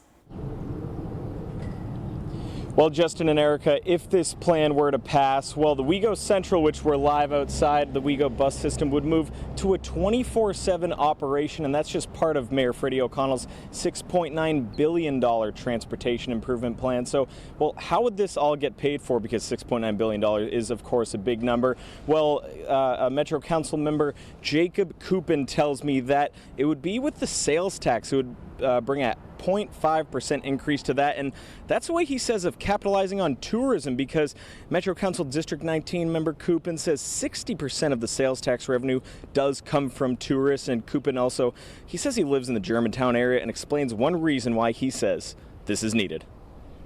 And the bus that I have access to is one that takes me what I call from north to less north, right? So it takes me from where I am to Wego Central, and that's it. And with this, and then I can wait, and I can get another bus and take another bus down, but a 10 or 15 minute car ride would take about 45 minutes by bus. Now, another big topic of discussions just surrounding Wego has been safety concerns. Fox 17 News viewers that are opposed to this transit plan say not only do they want more security, but they want more security before they would want this plan to expand. So we'll be talking more about that, and also what Mayor O'Connell is saying in regards to that coming up when we check back in at 8:30 here. Now, tonight at the Metro Council meeting, it's the first reading. There are going to be 3 readings, and if it were to pass Metro Council, this $6.9 billion plan, well, then it would go to voters in November. Live this morning in Nashville, I'm Johnny Maffey, Fox 17 News, your Code Red station. Johnny Maffey, thank you so much. We're now going to check in with our Code Red meteorologist who says, guess what? It's hot. Yeah, we're doing it again.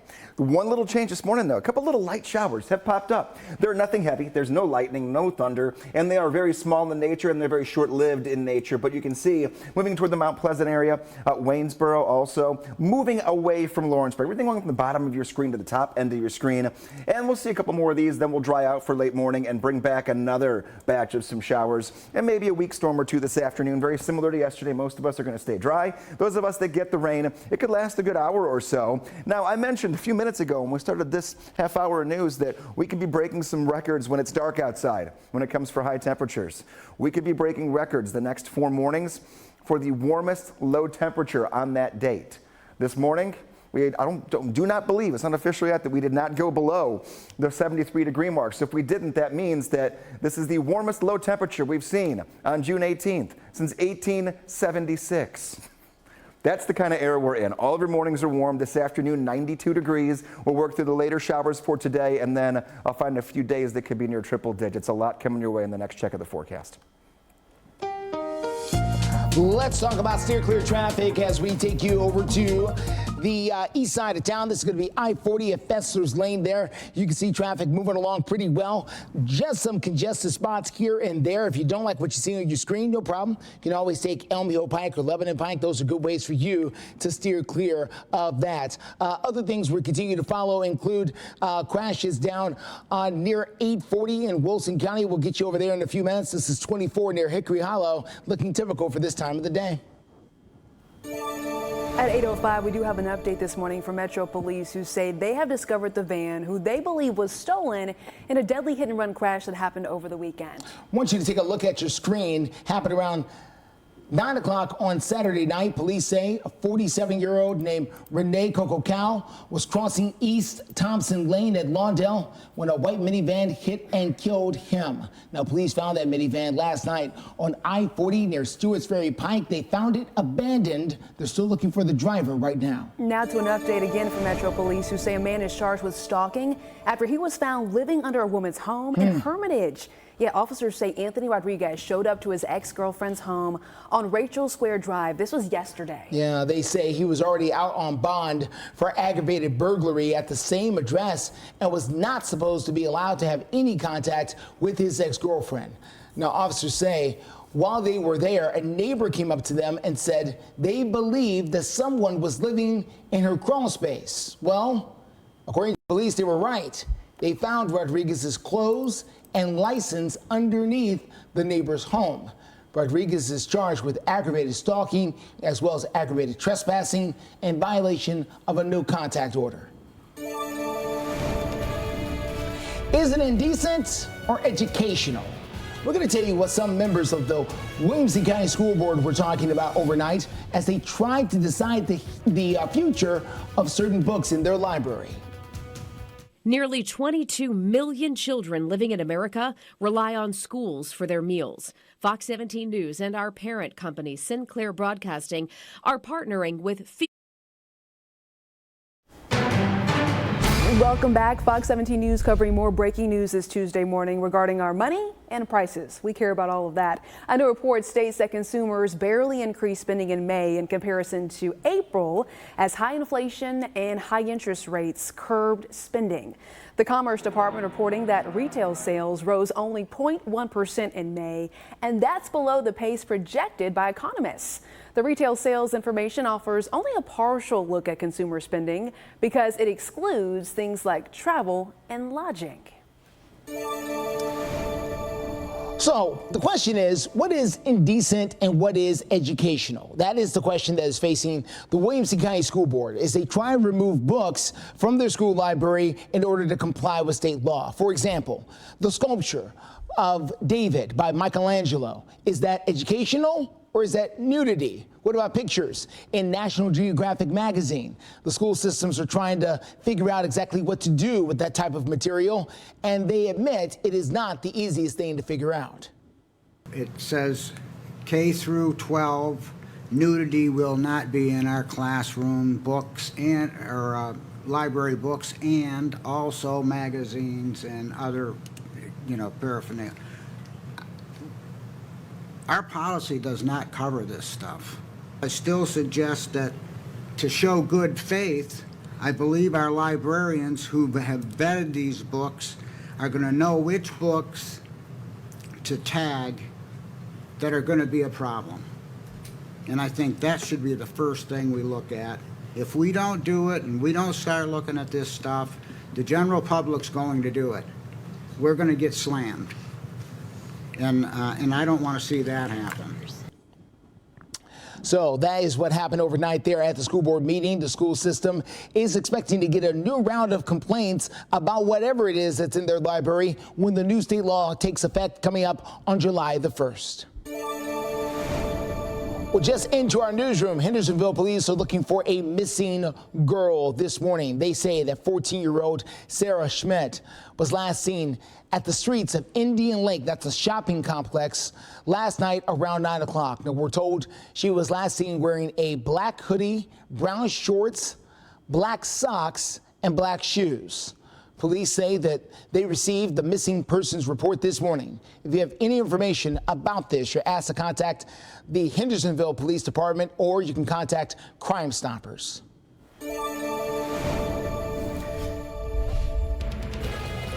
We are cranking up the heat again, but this is not even the brunt of it. There are going to be 3 days in a row that could be up near 100 degrees. I'll find those in your 7-day.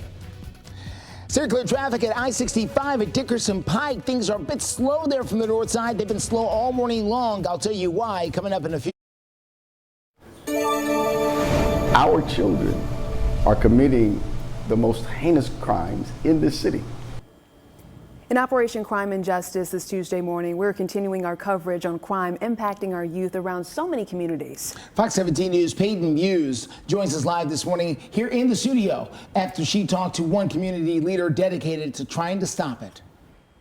That's right, Justin and Erica. So Metro Nashville Police Department, they gave us the numbers for juvenile arrests from 2022 through now, June this year, 2024, and those numbers are up. Youth leaders say it's about a city that's growing, and the kids are the ones that are left suffering. I pulled the juvenile arrest numbers for the first 5 months, January through May, for 3 consecutive years. This year, 860 juvenile arrests, which is 57 more arrests compared to 2023 at 803. And January 2022, 697 juvenile arrests. Pastor Jones is a principal within Metro Schools and spent a decade as a juvenile probation officer. And he noticed a commonality between the lack of a proper education and the acceleration of crime. If we properly educate our kids, and then now a lack of hope connection. If they don't see a hope in the family, they don't see a hope economically. If they're hungry, and they're hungry in the city, if they're literally hungry, don't have food, clothing, and security, then we're going to have crime. Now on Sunday, a 17-year-old died after being shot multiple times. The suspect is 23 years old, so that incident will not be included. And less than a week apart, a 16-year-old is fatally shot in Madison, and police are still looking for the suspect involved in that shooting. Live in studio, Peyton Muse, Fox 17 News, your Code Red station. Peyton, thank you. This is all part of our continuous coverage because you may remember back in May, a 13-year-old was shot and killed.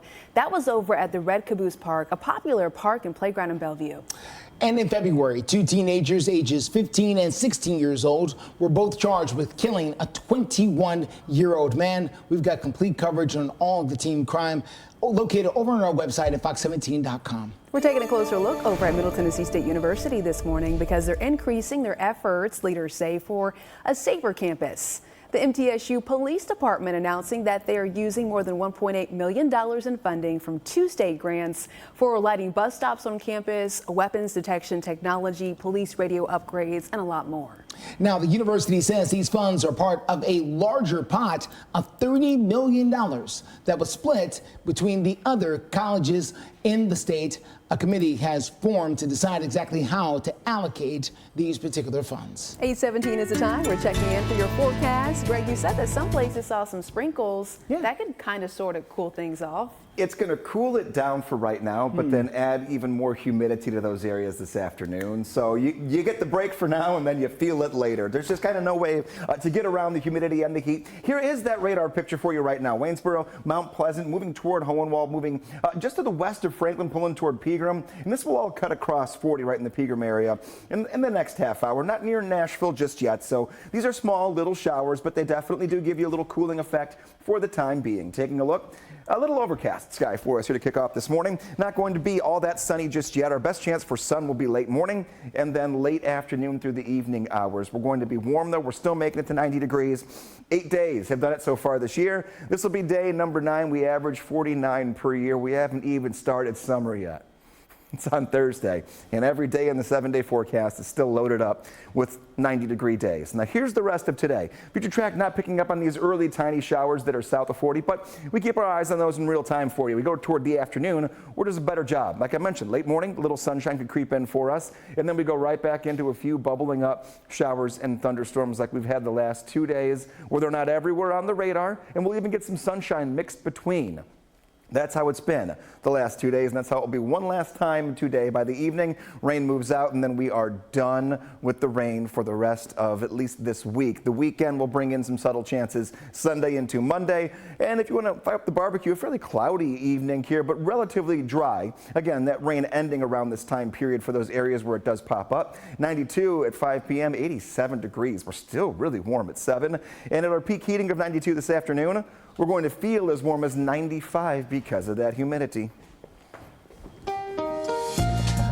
Clear, clear traffic for you this morning. Okay, we have gotten an update here on I-40 as you make that drive towards Donaldson. This is near the airport. We're looking really nice over there so far. On your way to B&A, if you got to drop someone off, pick someone up, maybe catching a flight yourself, you're good either way it goes over there at Nashville International right now. Just got an update out of Williamson County. This is a crash you've been following all morning long. That crash on I-840 right between I-40 and Highway 109. Looks like it is completely cleared up now. This interstate had been shut down right here at this section, right in the middle of your screen, since about 2 o'clock this morning. Power lines were down in that area. They've cleaned it all up now. Authorities say that it would seem, at least, that the area has reopened for traffic. Great news in Williamson County. We're also getting more updates about a parking lot shooting for Operation Crime and Justice. A man is facing severe injuries after being shot in the head in a parking lot over on Nolensville Pike. Now we're talking about Darwin Enriquez Perdomo, who was dropped off at a medical center early Sunday morning. He was dropped off by an unknown person. Witnesses told police that a large group of cars were doing donuts and driving wildly there when gunshots were fired. The 19-year-old was hit, and now detectives are investigating. Yeah, they're asking anyone who might have some information to call Crime Stoppers. We are sharing that number for you on fox17.com as well. You can also see it right now at the bottom of your screen. Well, coming up, we're going to be live this morning in Williamson County. Take a look at the kitty cat. And our own Fox 17 News, Madeline Nolan, trying to get the cat.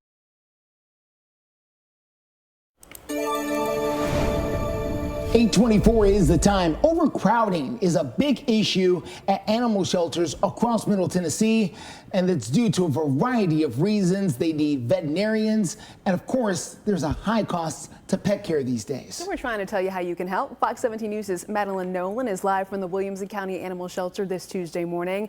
Madeline, you're speaking with the directors on this continuous problem. How can we make a difference? Well, just like you guys said, we're speaking with the directors. We've made our way over to the cat area. I'm actually here with Andrea Johnson. She is the director here at Williamson County Animal Center. And Andrea, what are we seeing here in your shelter? Well, as you know, intake is pretty static, but adoptions are way down, and that's actually nationwide. So we are starting to really back up on animals, especially as the summer comes on. We have about 150 kittens in foster right now waiting to come into the shelter. So it's starting to get pretty crowded. It sure is. Now, you have not that many cats right now, but you said that there's a lot coming in, but you guys also have a lot of dogs that y'all are kind of full on dogs. Absolutely. This building, we had 44 adoption kennels, and we actually have more dogs available for adoption than we have kennels to put them in. So we've had to open up parts of our building that aren't normally open to the public. So if someone's in the market for a dog, we would love to encourage them to come down and take a look at what we have. Okay, well, thank you. We're going to also talk a little bit more coming up in just a little bit less than half an hour, but I appreciate you taking the time to talk to us. We actually lost Jagger here. I don't know where he really, oh, there he is. But we're going to send things back to y'all in the studio for now, live here in Williamson County. Madeline Nolan, Fox 17 News, your Code Red station. Hey, Jagger. Jagger is camera shy, that's all. Jagger's got some moves. Like, I'm moving out of the way right now. Like Jagger. There's a whole song about Jagger somewhere. Taking a look here. This could be one of those days where we got to watch very carefully just what's going on with the rain situation this afternoon, because a few of us will get a few pop-up showers and storms that'll help the garden. If you don't get it, you got to help the garden yourself. We've been doing this for the last week or so, and that's how it's going to be, just like it was the last few days. 81 degrees at 9 o'clock, 88 at noon, 91 at 3 p.m. If you don't get the rain, this is probably your last hour that you want to water before things get too hot and too humid this afternoon, or you're going to wait until around 7 o'clock later on this evening. That way you're in a good place, you're not hurting your plants, and you're helping them out. We'll look at future radar. We'll also look at the 7-day forecast, cranking the heat to near triple digits. And one of the first things we do is we go into our 8:30 half hour in about 5 minutes. 8:27 is the time. Let's take a quick look at our circular traffic, and we have just picked up a new crash. This one's going to be at I-24 at Bradley Parkway. Should make that drive down from the Whites Creek and Jolton area. Ambulance was just on the scene a short time ago. Looks like the fire department is now pulling off there as well. But this scene is going to be with us for sure through 9 as part of this vehicle, whatever it was, is down over into the tree line there. We're unsure if everybody's okay or not, but one lane's going to be shut down for a little while. You can use Bradley Parkway, Clarksville Highway, or White Street Pike is a good way to steer clear. Well, coming up at 8:30, a Franklin business owner indicted on a long list of charges. We're going to explain what we know so far in moments and how you and the community, how you can help with this ongoing investigation. We're also live in Nashville, previewing tonight's Metro Red Station. Now on Fox 17 News this morning, the mayor's transit plan, a big topic expected to bring some heated debate at tonight's Metro Council meeting. Johnny Maffey has the details. We're waking up here with just a few isolated showers on the radar right now. The bigger story is still the prolonged heat and even hotter temperatures by the end of the week. We'll get to in your forecast. Steer clear traffic at I-24 at Bradley Parkway is in Whites Creek. We have got a vehicle over into the tree line there. We're going to give you the very latest way on how to steer clear coming up in just a few. Ooh, even hotter temperatures by the end of the week. All right. Yeah. Thanks so much for waking up with us here on Fox 17 News. I'm Erica Glover. And I am Justin McFarland. Fox 17 News, your only live and local news source with you from 7 until 9. Another half hour of news to go for us. We want to begin with the Metro Council. They've got a big meeting tonight. Part of that meeting, they will be discussing the mayor's transit plan, as one council member calls it, a massive overhaul of Nashville's transportation system. All right, Fox 17 News' Johnny Maffey is joining us live right outside of WeGo Central at the bus station downtown Nashville. Give us some more updates about what we can expect for tonight's meeting, Johnny. Well, Erica, Councilmember Jacob Coopin talked to me about some of the safety concerns I asked him about that the viewers have been bringing us, and we have been reporting on, of course, some of the crimes involving WeGo. And as we take a live look at WeGo Central right now, well, he actually says with the expansion of this plan, it hopes to decentralize WeGo Central, which then is the hope would be to decrease crime in this area. Now, Coopin also tells me there are 30-plus co-sponsors on Mayor Freddie O'Connell's $6.9 billion transit plan, which might look like something new to Nashville, but not necessarily to other spots. So this isn't something special Nashville's come up with and trying to do. We're actually trying to catch up to other cities. So in federal grants, right, our federal taxes that we're giving to the government are allocated. They're allocated to other cities. And Coopin adds that the 24/7 access, that round-the-clock expansion that would be a part of the proposal if it were to pass, would also expand the ease of everything for the riders of WeGo and maybe even add some riders as well. Now, we did ask Mayor Freddie O'Connell about these safety concerns and actually about, well, we don't necessarily see security here. He said a lot of people are monitoring security in those cameras behind the scenes. And so how this will get onto your ballot, well, if it passes Metro Council and that first of 3 readings is tonight, it would then go onto the ballots in November for Election Day. Live this morning in Nashville, I'm Johnny Matthew for Fox 17 News, your Code Red station, guys. Back over to you. Johnny, thank you. Okay, Greg said it's going to get warmer by the end of the week. Cool. Warmer than this? Oh yeah. Okay. That's a problem. We're gonna have 3 days that could be really close to 100 degrees. What? All in a row. Not Well, just listen. kind of split up, all in a row. Friday is the full moon picking party, and I want to be able to enjoy. I mean, can you deal with 98 in the afternoon? Can you enjoy at night? I mean, it's in the evening. Night. It'll be in the 80s all the way until 11 o'clock. Full at night. moon picking party. Yeah. Well, plan accordingly, please. Taking a look here at your radar, a couple little dots that are on there. They've not really moved much in the last 25 minutes. Pilgrim, you're seeing some showers. No lightning. Lightning indicators turned on. We're good there. Waynesboro, the rain's finally ending. Hohenwald, shower right on top. Tiny little guy right there. And then a few showers right around the Mount Pleasant area. And we'll see a few more of those on and off throughout the morning. But really, the afternoon, a better chance for a rumble or two of thunder. And they'll all be just like what you just saw on the radar. Very tiny little cells that do develop. The heat is still waving at us. It's smiling. It's almost going to be laughing at us by the end of the week. You're going to see the 7-day in about a minute from right now. And you're going to see that nearly 100-degree temperature outlook, near record nighttime temperatures. I'll dive in a little bit more about that in about 5 minutes. We're seeing a really, really warm pattern of nights ahead and limited rain chances. Not going to hide it from you. We're going to talk about it. Let's just show it. 92 degrees today, 92 tomorrow, 96 for your Thursday. Upper 90s. There's your Friday at 98 and a pair of 99s for Saturday and Sunday. Steer clear traffic at 8:35. All right, take a look, everyone. This is going to be a live look here at I-40 at Spence Lane.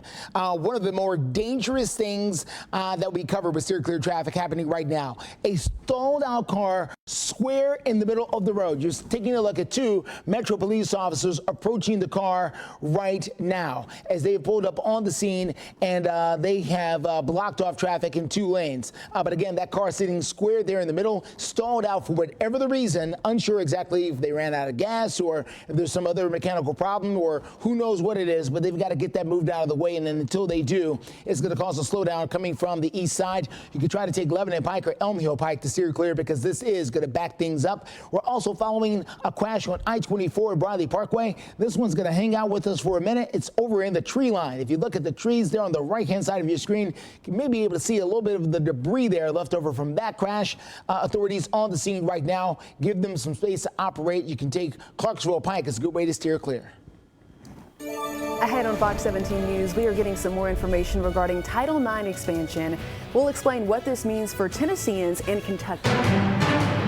Into our Fox 17 newsroom right now, a current Boeing employee claiming the company tried to hide broken 737 MAX plane parts from regulators and then lost track of them. This news is just into our newsroom.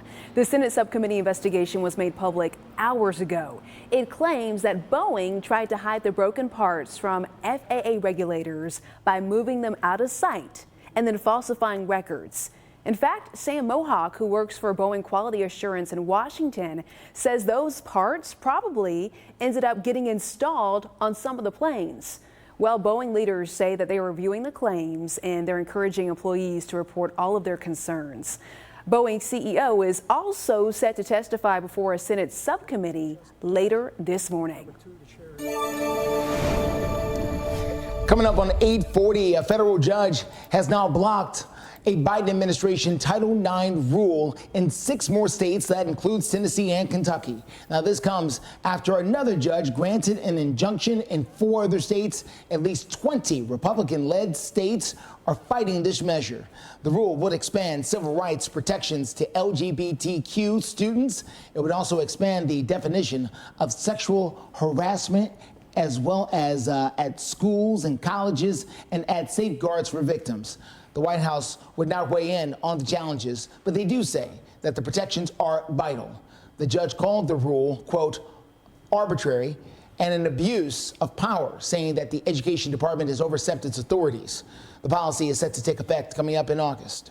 A look at the forecast. We've been talking about the 90s every afternoon. We know that's going to be the thing for us here, but now morning temperatures become a bigger part of the narrative as well. We could have near record low highs this week, including this morning, meaning the highest overnight low on that specific date on the calendar, which is very rare to set these types of temperature records. Most of these were set before 1960. The date for today, June 18th, the record was 73 for the warmest overnight low temperature recorded back in 1876. We likely broke that record this morning. The heat's going to be on 92 and a few storms. I'll track in a few, but also your curious question, which number does every Major League Baseball player, we're talking baseball here, every player wear on April 15th? 8, 23, 42, or 99. We'll have a look again at Future Track, the answer to your question, and we'll meet your dog of the day in a few minutes. 8:41 with clear traffic. A couple of things we are watching. Let's get to I-24 Broadley Parkway. Still dealing with that crash over into the tree line. Unsure exactly what that is over there in the grass, but it's going to take authorities some time to get and remove it there. So this one lane is going to be shut down as you make that drive down from Jolton and Whites Creek for the foreseeable future. We're also dealing with the stalled car. This one's at I-40 at Spence Lane. At one point, it was out in the middle of the interstate. They've been able to get it over to the shoulder. Metro Police waiting along with TDOT, who is no longer on the screen here, but they're around the area somewhere trying to get a tow truck to help that car get out of the way. Well, coming up, we've got continuing coverage of the Covenant school shooters' writings and the battle in the courtroom. Fox 17 News anchor Kelly Avellino has got the very latest in this investigation. Well, this morning, Fox 17 News has continuing coverage as we follow the lawsuit over whether the Covenant shooters' writings are going to be released. This is after more of those journal entries were leaked around 2 weeks ago. Fox 17 News' Kelly Avellino sat down with the former Metro Police lieutenant who's now being accused as the alleged leaker. That's right, guys. Yesterday, Fox 17 News was inside the courtroom for an emergency hearing called by the judge over those leaked writings. Now, this comes after the Tennessee Star published the content of some of those journals earlier this month. The Tennessee Star is also a plaintiff in the overall lawsuit, aiming to make all the documents public. Parents of Covenant students have been fighting their release. Well, recently, former Metro Police Internal Affairs Officer Garrett Davidson filed a 61-page complaint calling out MMPD on a slew of allegations of misconduct. Last Friday, new court documents revealed that MMPD is now pointing to Davidson as the alleged leaker. Lieutenant Aldridge Aravalo said that he gave a hard drive with the Covenant investigative file to Davidson to store in a safe. The lieutenant said Davidson was the only person who had the key at the time. Now, I did ask Davidson for his response to all this. And obviously, with totality of the circumstances, everything going on, it's very easy to point to me. And so I'm content with that, honestly. I'm fine with the concerns being out in the public and everyone looking at me, courtroom of public opinion, because if we need to get into a different courtroom, I can present other information there. Now, there are other investigators at MMPD with access to the Covenant investigation, mainly those working directly on the case. I can tell you the courtroom was packed yesterday with the judge hearing arguments about why the Tennessee Star should not be or should be held in contempt for releasing the contents of those writings, possibly violating court orders. The judge said she was ready to issue her ruling last week on the overall lawsuit, but will now issue a new one on where things go from here that decision could come any week, even any day now. I'm Kelly Avellino for Fox 17 News, your Code Red station. Kelly, thank you. By the way, this is not the first time that someone has leaked photos of the shooter's journal. Late last year, several photos of shooters, Audrey Hale's writings, were posted by a podcaster. Now, she wrote about battling mental health and feeling like she was born the wrong gender. 3 Covenant School students and 3 staffers were killed in that shooting that took place in March of 2023. We want to know what you think, so we're asking this question over on our Fox Nashville X account. Should the Covenant shooter's writings be made public? It's a live poll. You can still cast your vote. As of right now, though, 83.6% of you all say yes. Another 14% or 16% of you say no at this particular moment.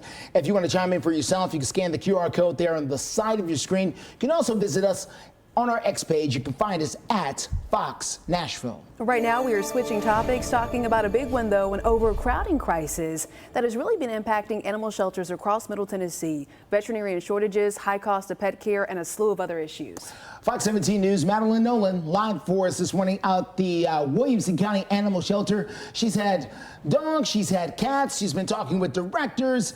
Madeline, where are you now? We're actually at this little puppy palooza play date area, kind of where they have a little bit of playtime during the day. But with that said, we've been talking about low adoption rates all morning, and I'm actually joined again with Andrea Johnson. She is the director here at Williamson County Animal Center. Andrea, tell me a little bit about why do you think that this is happening? Well, we are seeing a lot of increased rates for keeping a pet in a rental property. Lots of places are starting to charge rent for pets. Costs are going up on things like animal food and pet supplies. So we know that that's affecting a lot of pet owners, and they're having to make difficult choices to surrender their pets. We do offer some assistance here. We have low-cost spay-neuter. We offer a paw pantry where we provide food every month for families who need a little bit of extra help. But it's not really enough to stem that tide of intake.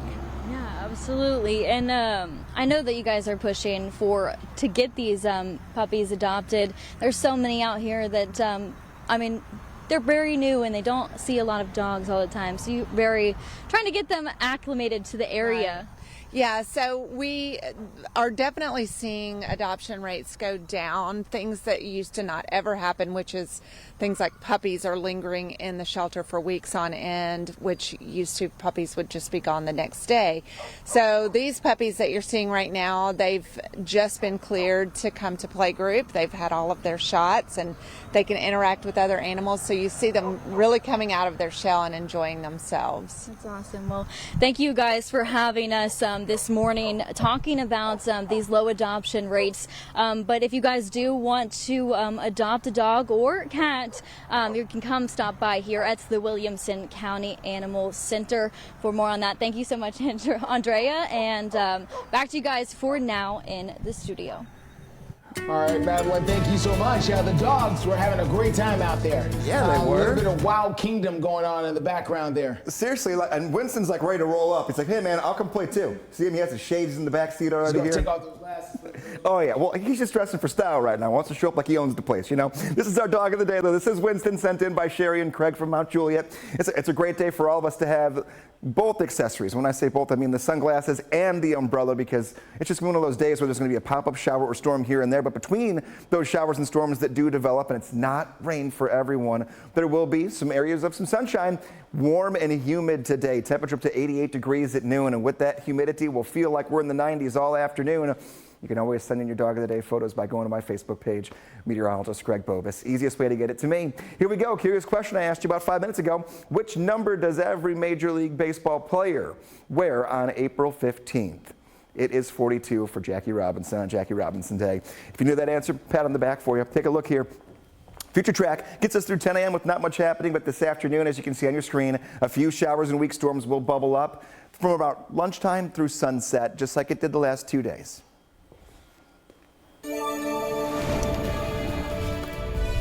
Thanks so much, Greg. We appreciate it. Well, coming up, police say that a man was living under his ex-girlfriend's crawl space. Okay?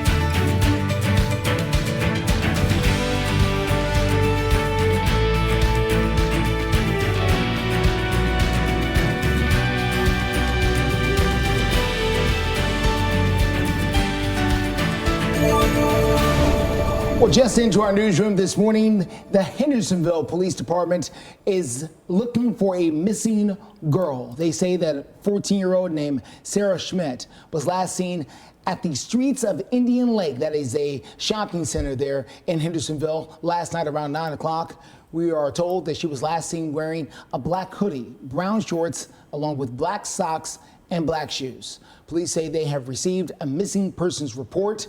If you have any information about where she may be, you're asked to contact the Hendersonville Police Department or Crime Stoppers. We're also continuing to get some more updates this morning for a bizarre scenario. Metro Police say a man is charged with stalking after he was found living under a woman's home in Hermitage. Okay, so officers say Anthony Rodriguez showed up to his ex-girlfriend's home on Rachel Square Drive yesterday. He was already out on bond for aggravated burglary at the same address where he was found. He was told not to have any contact with his ex-girlfriend. Well, officers say when they were there, a neighbor came up to them and told them that they believed there was someone living in their crawl space. So they went to check it out, and they were right. This is what they found right here. Yeah, they found Rodriguez's clothes and license under the neighbor's home. Rodriguez is charged with aggravated stalking, aggravated trespassing, and a violation of a no-contact order. Developing this morning, Metro Police are investigating a shooting that took place around 10 o'clock last night. This happened on Summer Place. They're on the south side of downtown. It would seem you see Shelby Avenue, 5th Street there near Korean Veterans Boulevard, very close to Nissan Stadium. We do not know the extent of the injuries, but Fox 17 will continue to bring you more updates as we get more details about this shooting. Well, new this morning, Middle Tennessee State University increasing their efforts for a safer campus. The MTSU Police Department, they say they're using $1.8 million in funding from 2 state grants. They're going to be lighting up the bus stops on campus, use it for weapons detection technology, police radio upgrades, and some more stuff to come. The university told Fox 17 News that the funding is part of a much larger $30 million pot that is going to be split between other colleges right here in Tennessee. Want to get one last check of your forecast just to get you set to get out the door. If you liked yesterday, you're going to love today. Liked it.